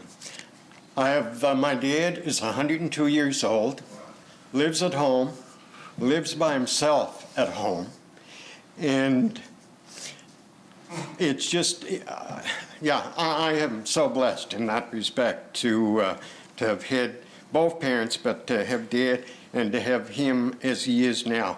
And I know one thing, if you asked him, and I think if you asked any senior across this province, where do you want to stay? As long as you can. I know Dad's answer, and I'm sure every other senior's answer would be, I want to stay right where I'm at as long as I absolutely can. And as a government, as a society, we have to enable them to do exactly that. We have the programs in place, whether it's home care, whether it's a couple of initiatives that were mentioned and brought forward in the speech from the throne, Mr. Speaker. But are we doing enough? We can always do more. Absolutely can always do more. And Mr. Speaker, I will digress a little bit here too. It bothered me, I'll be honest, it bothered me, one of the phrases, one of the paragraphs in the response, in speaking to this motion that was put forward, and I do have the Hansard here, Mr. Speaker, and this paragraph from the Hansard, and I'll read it directly, as we age, we not only stop contributing financially, we retire. We stop working, seen through this distorted lens, and I'm very glad that the word distorted was there, Mr. Speaker, but seen through this distorted lens, we also become a burden. We become a financial cost. Well, Mr. Speaker, I have never seen anybody that said a senior was a burden or a financial cost. And I do like the fact that the word distorted was used in that.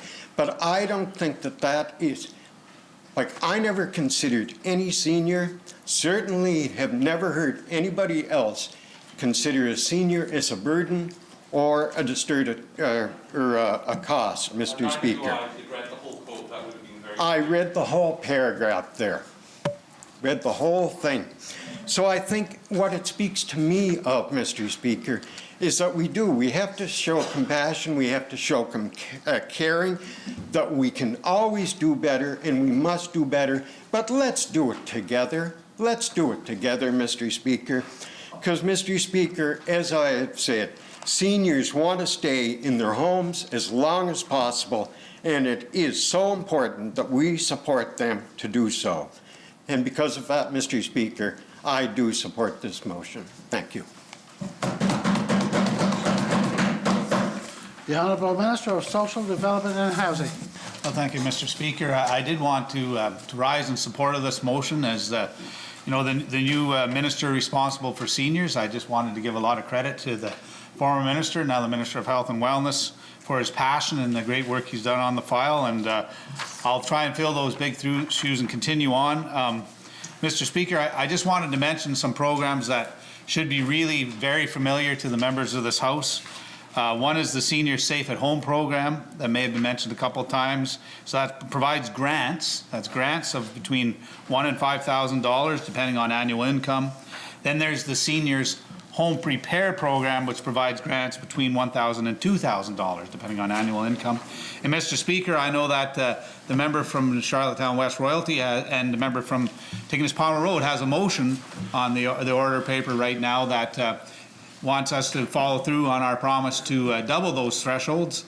And Mr. Speaker, we have a budget that's coming this week, and Mr. Speaker, I'm hoping that they appreciate what's coming. There may be some good things coming in that budget this week as well, right? So we're we're very, very serious. You know, the speech, lots of good, many, many good things coming in this budget. It's just one of many. As the Premier was saying earlier, the speech from the throne is one part, the budget is another part, the state of the province was another. And so there's many good things to come. We believe so passionately in seniors aging in place, whether that be at home or in social housing within their community. And Mr. Speaker, one thing I wanted to say is that the number of seniors currently on the social housing registry sits at 199, and that's down from 350 in December.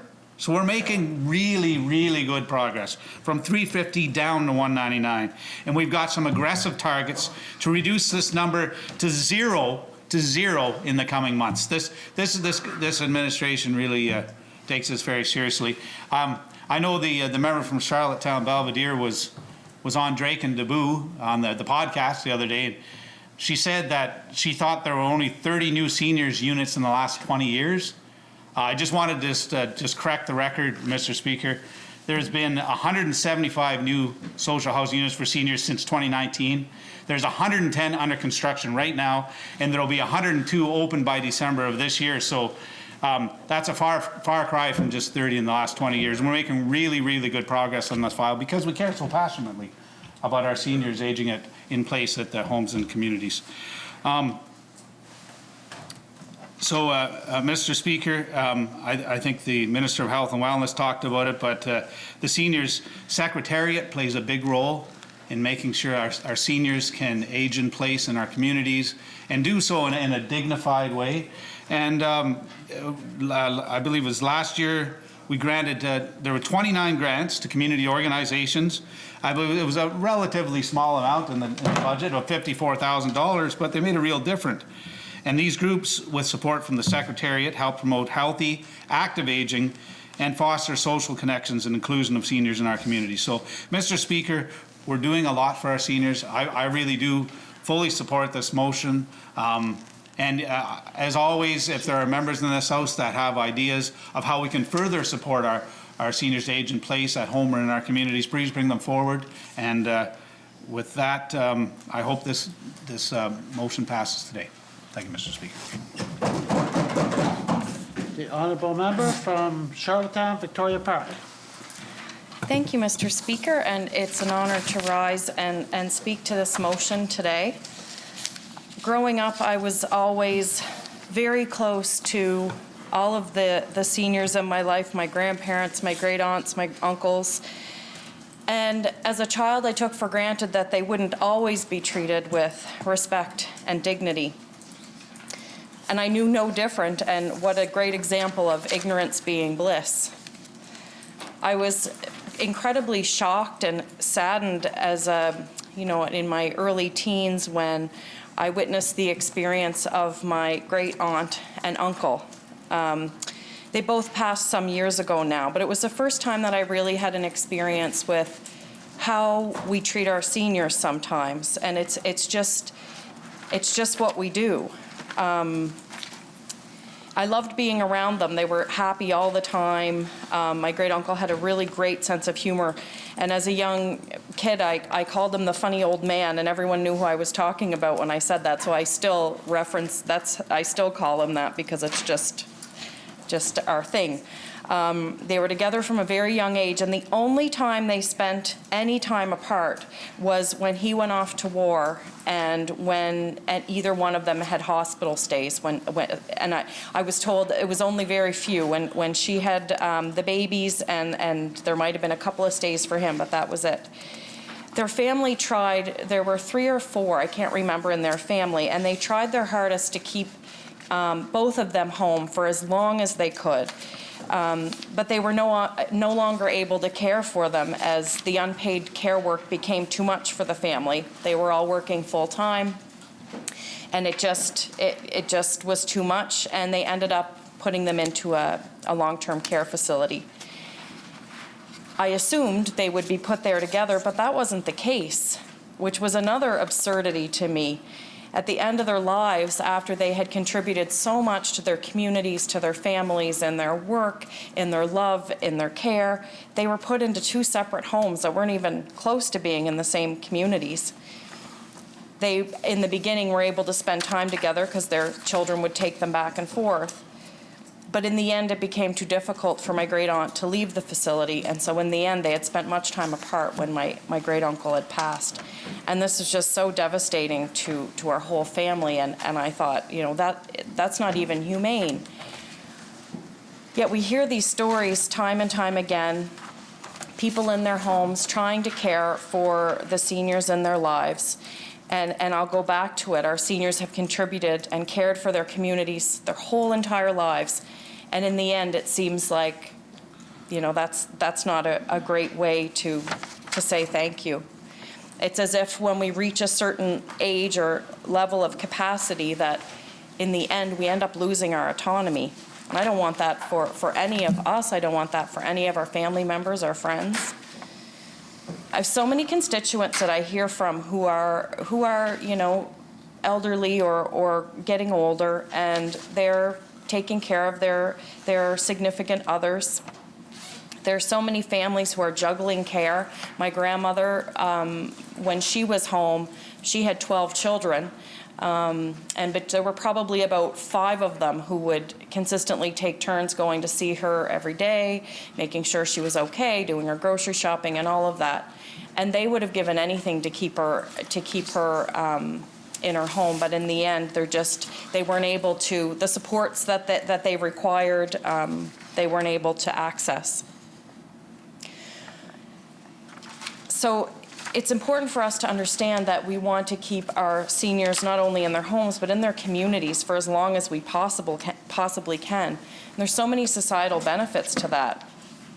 And these care providers must be compensated to reflect that appreciation and value for the work that they do, to help keep that, I'm going to use the word burden in terms of sheer numbers, but to keep the burden off the system of having so many seniors in long-term care when they do have other options if they were just supported. And this, as we know, this support can come in, you know, whether it be. I would like to adjourn debate, Mr. Speaker. Thank you. Seconded by the member from Mermaid Stratford. Shall it carry? That's okay. The honourable member from Morel, Donna, and the government House Leader. Thank you, Mr. Speaker. I'd like to call motion 5. Shall it carry? Mr. Speaker, motion number 5 is under debate, and debate was adjourned by the honourable member from Mermaid Stratford. The member from Mermaid Stratford and the opposition House Leader. Thank you, Mr. Speaker. And it is an honor to continue the debate on this motion, to recognize Clem Campbell and his efforts to put a smile on everybody's face and ask people to be kind and just do some really great things. And as we all recall, Clem is 6 years old, and I think that what he's done is outstanding. And I said previously that, you know, kids aren't born with any barriers or obstacles. They just see everything as open and solvable, and it's not until they get older that they start, you know, kind of hearing different language that changes that for them. And it's a beautiful thing to see Clem's family supporting him in this and encouraging that can do, I can make a change, and the world can be better by small acts of kindness and doing initiatives like Clem has taken on. So, Mr. Speaker, in closing, I would just like to say congratulations, Clem. Keep up the great work. Keep being awesome. And thank you for the smile reminder. Thank you, Mr. Speaker. Is there anyone else that would like to speak to the motion? The Honourable Leader of the Official Opposition. Thank you very much, Mr. Speaker. It's a pleasure to rise and to speak in favour of this motion. I spent a lot of my working life on smiles. That's what I did. Repairing smiles, building smiles, creating smiles. And I know how important they are when it comes to being able to express yourself as you wish. and also for people's self-confidence. I saw innumerable times when people who, because of the condition of their teeth, were unable or unwilling to smile, what an impact that had on their whole being, on their self-confidence, on so many things. And so I'm fully aware of how important a simple, small thing like a smile is. And for Clem at such a young age to have come forward with this really lovely initiative, to have proven to his community, Prince Edward Island, that you can come up with an idea, it can be embraced by others, and here we are in the legislature celebrating his idea. And that's so empowering in the same way that being able to smile broadly and sincerely can be. So I want to pass on my personal congratulations to Clem, and I hope this is a real lesson to Clem and to others out there, particularly young people, that we are listening, we are watching, we are ready to embrace the good ideas that you come forward with, whether that's in the Child and Youth Advocate Roundtable Advisory Committee, whether it's in the manufacture of a simple button that we can all wear. Youth are important in our society. They bring vigor, they bring fresh ideas, and they have to be respected in the same way that we respect every other citizen. So thank you, Clem, for this initiative. Keep being awesome, keep contributing to the society, and good on you. Thank you, Mr. Speaker. The honourable member from Charlottetown, Victoria Park. Thank you, Mr. Speaker, and I too would really like to thank Clem for this random act of kindness. And as my colleagues mentioned, a smile goes a very long way. And sometimes you don't know what anybody else is going through on any given day. And sometimes a smile has the power to just brighten someone's day, even if just in that moment. And we can never underestimate the power in that. And 6-year-old Clem knows the power of that. So thank you so much. And I often say we have more to learn from children than they will ever have to learn from us. As a member from Mermaid Stratford mentioned, children are born with just this yes, I can attitude, and they don't see those barriers.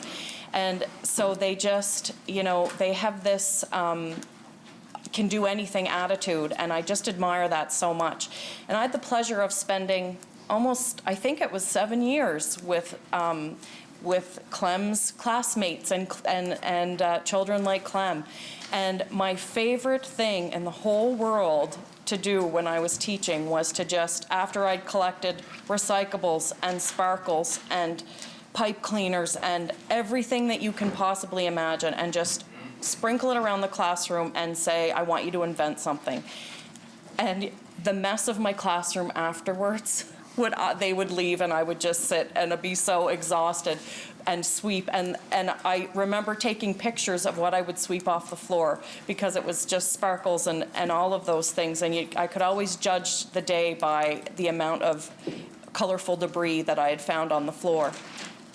A bit off topic, Mr. Speaker, but I just can't say, as we had mentioned in here earlier, teaching grade 1 every day, I was, getting pretty tired and, among other things, was starting to feel pretty burnt out. But I never, ever, ever underestimated how important that job was. And so every day you get out of bed, you put on your best smile, and you go and you do. And even sometimes, when I'm doing yoga in the morning, and the instructor will say, take a moment and turn the corners of your mouth up into a smile.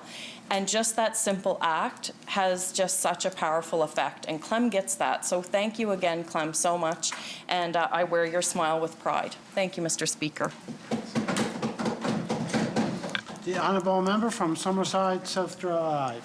Thank you, Mr. Speaker. And just reading through this motion here and thinking of Clem and his smile reminder pins reminds me of a an event I was at with the Premier, breakfast with the Premier in Summerside, and there was 2 young men that got up and spoke there at that event, Mr. Speaker. It was Jack Pickering and Lucas Desjardins. They created a business called Island Mail. And here we were in the middle of a pandemic, and everybody's sitting in their cohorts, and they got up in front of us all and let us know about their business, about sending a little bit of PEI to people who couldn't get back to PEI at the time. So I'm just reminded of those gentlemen, those young men, as well as Clem here, and I'd like to just commend our youth in general for the joy that they bring to our lives. And as the honourable member beside me here mentioned, they just bring a perspective that shines a light on the best inside us. Thank you, Mr. Speaker. The honourable member from Charlottetown, Brighton. Thank you, Mr. Speaker. Of course, I stand to support this motion. It's a great motion.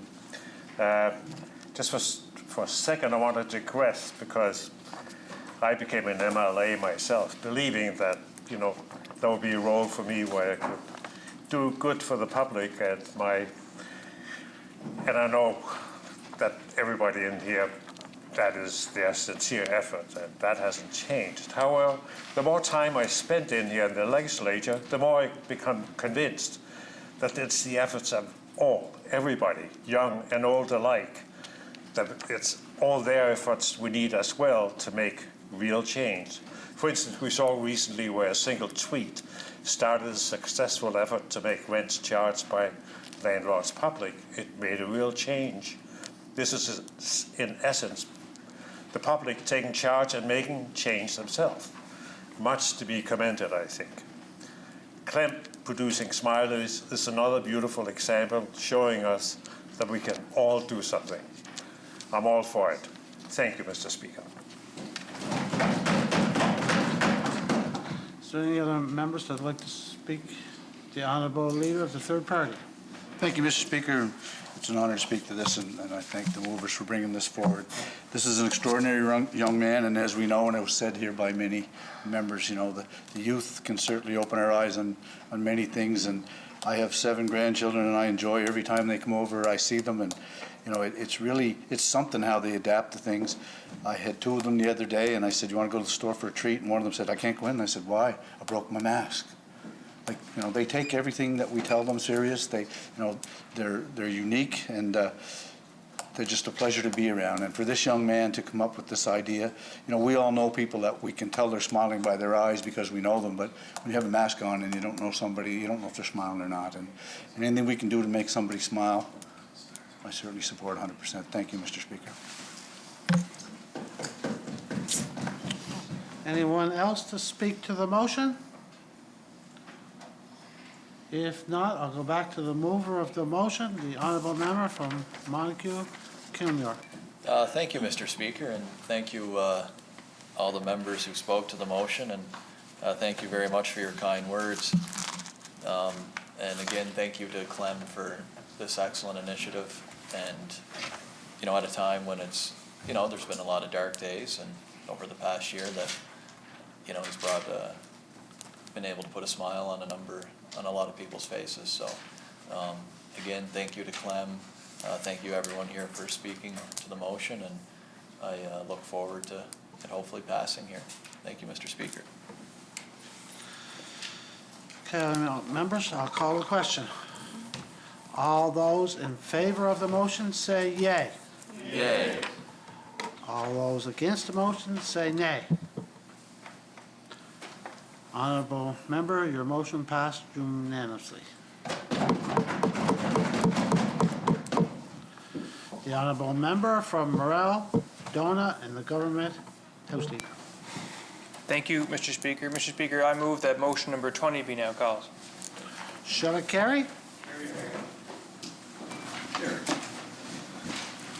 Motion number 20, the honourable member for Charlottetown Winslow moves, seconded by the honourable member for Morel Dona, the following motion.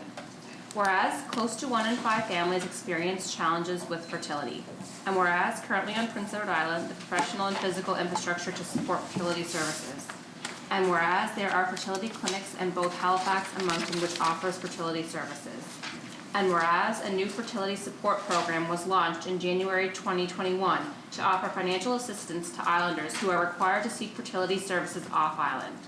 And whereas both the COVID pandemic and travel restrictions around the Atlantic bubble have created challenges to access these services, therefore be it resolved that this Assembly endorse the goals and objectives of the Fertility Support Program. Therefore be it further resolved that this Assembly encourage the province to examine possible contingency plans to access fertility services in the event that current public health and travel restrictions impact the ability of Islanders to access these services. I'll call on the honourable member from Charlottetown Winslow to start debate. Thank you, Mr. Speaker. It is an honor today to rise and to introduce this motion about the Fertility Services Program debate. You've heard it many times from me. My wife Ashley and I were very proud parents of our two amazing children, rambunctious and sometimes trying, Sophie and Harrison.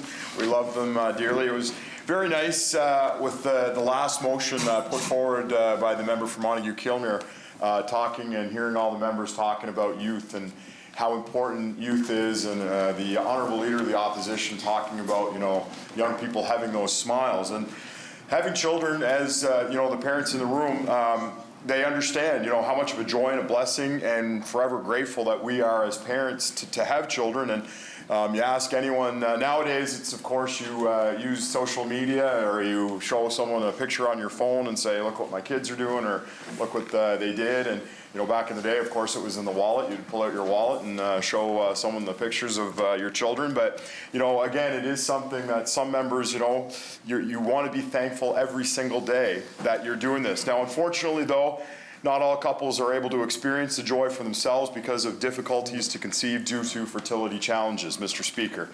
And this can be heartbreaking for those couples that are hoping to conceive. In fact, it's estimated that anywhere between 16 and 18% of all couples do experience some kind of fertility challenge in their lives, Mr. Speaker. Couples can experience fertility challenges because of a wide range of reasons. The reasons can be age, pre-existing conditions or illnesses, psychological issues with the reproductive system, to name just a few. Fertility challenges don't discriminate by gender or by sexual orientation. The root cause of fertility challenges can be traced to either partner or sometimes both partners. According to Health Canada, Mr. Speaker, I'm not sure if you knew, but fertility challenges can be traced back to men 30% of the time. 40% of the time it can be traced back to women. 20% of the time it can be traced back to a mix of factors involving both men and women. And in the remaining 10%, there is no actual specific cause identified. Now, what this tells us, Mr. Speaker, is that the causes of fertility challenges are varied and complex. Now, the complexity is why many couples do seek out medical assistance from fertility specialists who can recommend a number of measures, including IVF and IVI treatments. Now, couples, Mr. Speaker, who travel down this path can face a winding one. It puts a tremendous emotional and a financial pressure on the couples. Cycles of treatment for IVF or IVI services can be very expensive. They can cost upwards, Mr. Speaker, of $10,000 or more for the treatment, as well as the related medications. It can often take several cycles for the treatments to be successful. That is, if those treatments are successful at all, Mr. Speaker. Now, that adds both to the financial and the emotional cost for the couples that are traveling this winding path. Now, I cannot imagine the stress and the heartbreak that these couples endure. Actually, where the idea for this motion came about was during the election campaign. I had spoken to a constituent who had called me actually just probably about an hour before I was going to my campaign headquarters to start to see the results come in. And she had called me and said, "You have a minute?" And I said, "Yeah, I do have a minute for sure." And anyway, I talked to her for probably close to about 40 minutes. And finally I did say, I do need to go inside, but my goodness, like, you have opened my eyes to this and how important this is. And I can't thank her enough. And one of the quotes that she did say is that there is an emotional side to this that money cannot fix.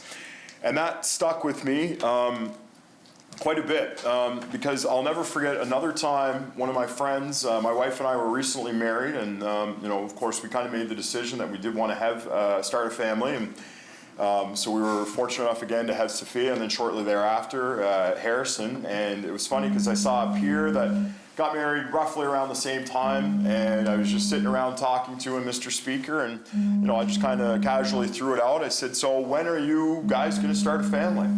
And his, he was a little bit reserved at the time, and of course I kind of not egged him on, but I just kind of said, "Yeah, so like, are you guys?" And then he finally did break down, Mr. Speaker, and said that they had been trying for a number of years, and unfortunately with unsuccessful results, Mr. Speaker. And it's, again, something that I mentioned before, but something that, many people do take for granted, the fact that it is something that they can just do. You get married, you have a family. The other thing that this constituent brought forward to me, and this has also stuck with me from the point of view that a lot of things that go on in people's lives, some people are very comfortable coming out and saying, "Mr. Speaker, this is my issue and this is my problem." With not being able to have children, it's something, Mr. Speaker, that unfortunately not everybody will come out and say, "Yeah, we can't have children," because again, there's kind of that stigma that's attached to it. And unfortunately, Mr. Speaker, sometimes, they want to come out and say it, but they're reserved in doing so. Now, Mr. Speaker, I'm not sure if you knew, but there is not a fertility clinic operating on Prince Edward Island, and we don't have any fertility specialists practicing here in the province currently. Couples traveling this path, they must travel off island to use fertility clinics, either operating in Moncton, New Brunswick, or over in Halifax, Nova Scotia. Naturally, traveling outside or traveling those distances will add up to the financial and the emotional costs that the couples are forced to bear that I've mentioned earlier. Since being elected again, I've heard this from a few constituents, one that has really stuck out to me. They've shared their hopes and their heartaches, and I am grateful again, Mr. Speaker, that they do share this with me, and I have the ability to share it with this House. I was delighted to hear the province with launch of the new fertility support program back in January of this year. The new fertility support program, it does provide financial support to islanders to assist with the associated treatment and the medication costs. I do want to commend the current Minister of Transportation for his leadership as a health minister who helped launch this program for islanders. In the previous fall of 2020, I did ask the then Minister of Health some questions about the program and shared some concerns that I had heard around the financial costs for the fertility treatments.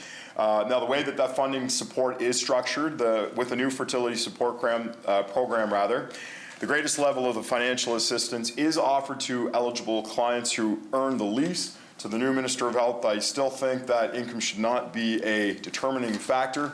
That's my opinion, and I do applaud the former minister and government for structuring the support so that at least the financial costs were taken away, because again, you don't want to create any kind of a barrier if someone is hoping to grow our island's population.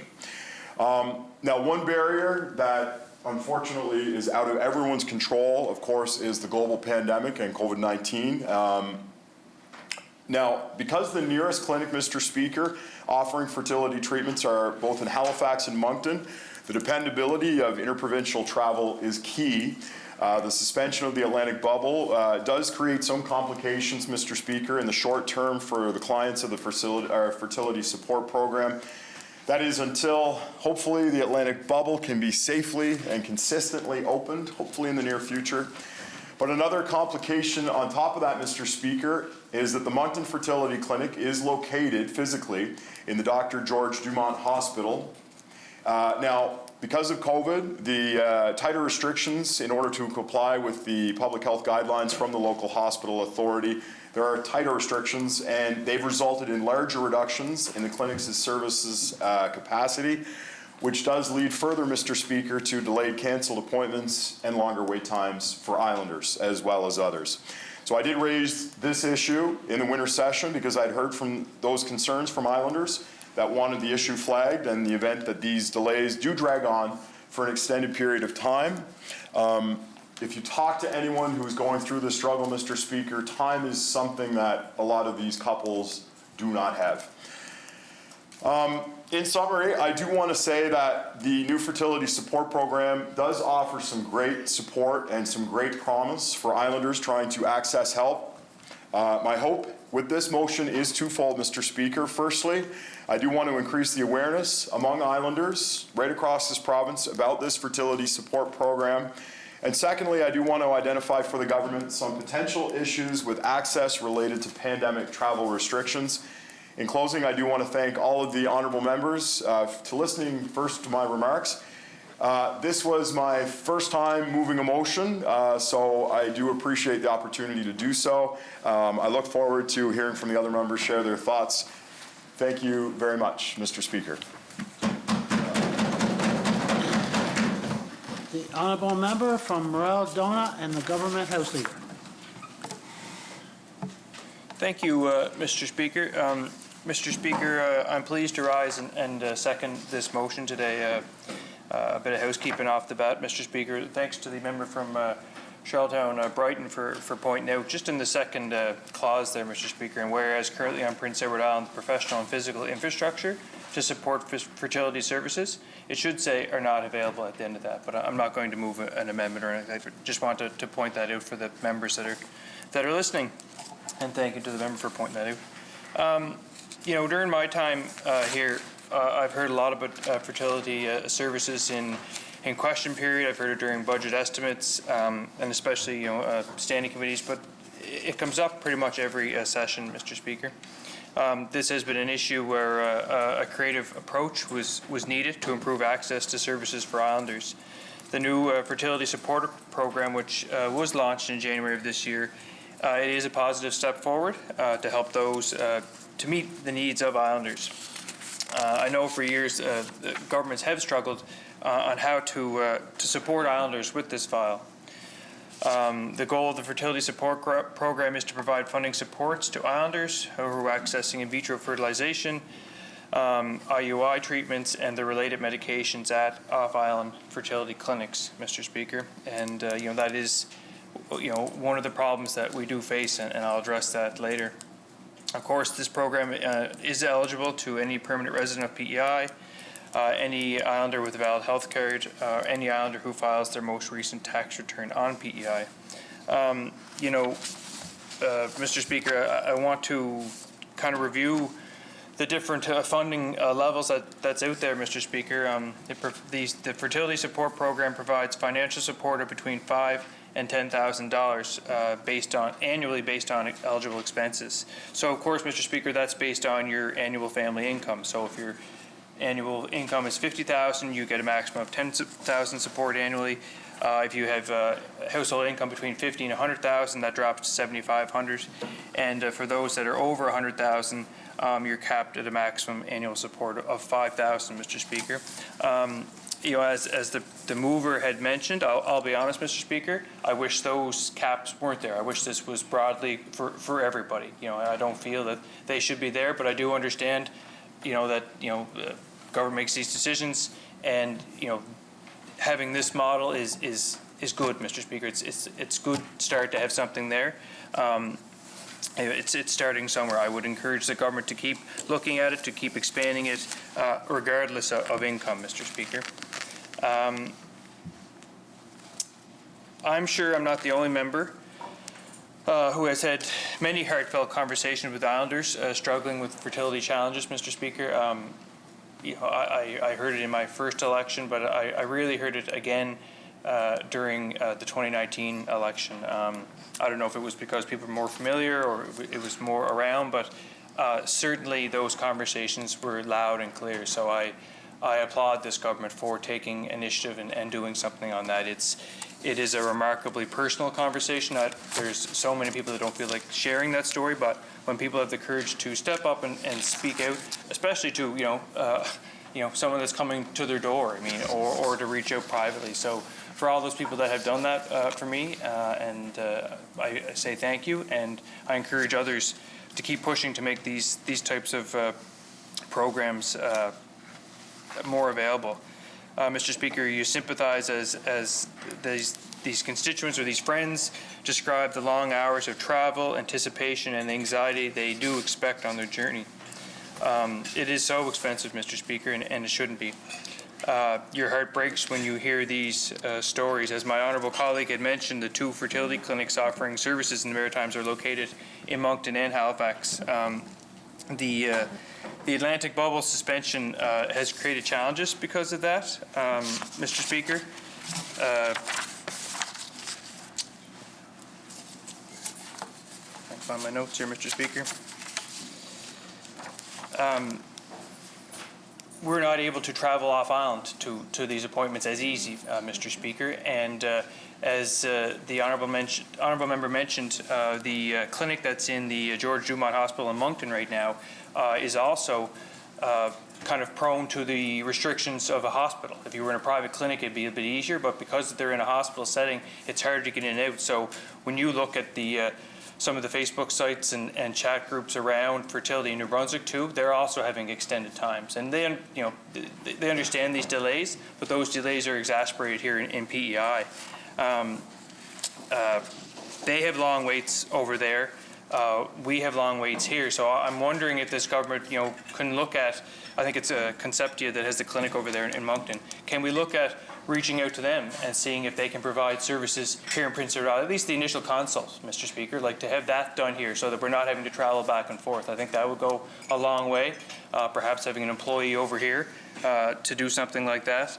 Bottom line, Mr. Speaker, all these, huge kudos to the government for getting this program up and running, but the bottom line, what we do need is fertility services in Prince Edward Island at some point, Mr. Speaker, and I think that's got to be the goal of this government. And like I said, I don't want to take away from the things that are done, and to the honourable member for bringing this forward. It's a personal thing, but I think that has to be the end goal. So let's keep working on the program that we have here, but with the end goal of providing these services in Prince Edward Island, Mr. Speaker. And with that, I'll conclude my remarks. Honourable member from Charlottetown, Belvedere. Thank you, Mr. Speaker.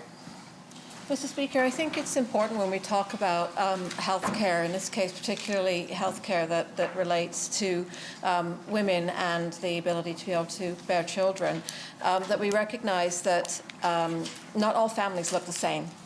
So one of the things I notice when I look at the coverage that's provided on this is, and from the members' remarks, is that when we talk about a family, we need to make sure that we're being inclusive in how we talk about a family. Families could also be, for instance, non-cisgendered relationships. It could be two partners who are of the same sex. It could be 2 partners who aren't married, but who are just as likely to want to start a family as somebody who has followed a more traditional route. So I would really encourage government, particularly one that has spoken consistently about the need to look at ensuring they use gender-inclusive language, that they think about that when they think about providing services which also need to be inclusive. Thank you, Mr. Speaker. I adjourn debate. Seconder? Seconded by the honourable member from Charlottetown, Brighton. Honourable members, the hour has been called. The honourable member from Morel, Dona, and the Government House Leader. Thank you, Mr. Speaker. I move, seconded by the member from Montague Kilmuir, that this House adjourn until March 10th at 1 o'clock in the PM. Shall I carry?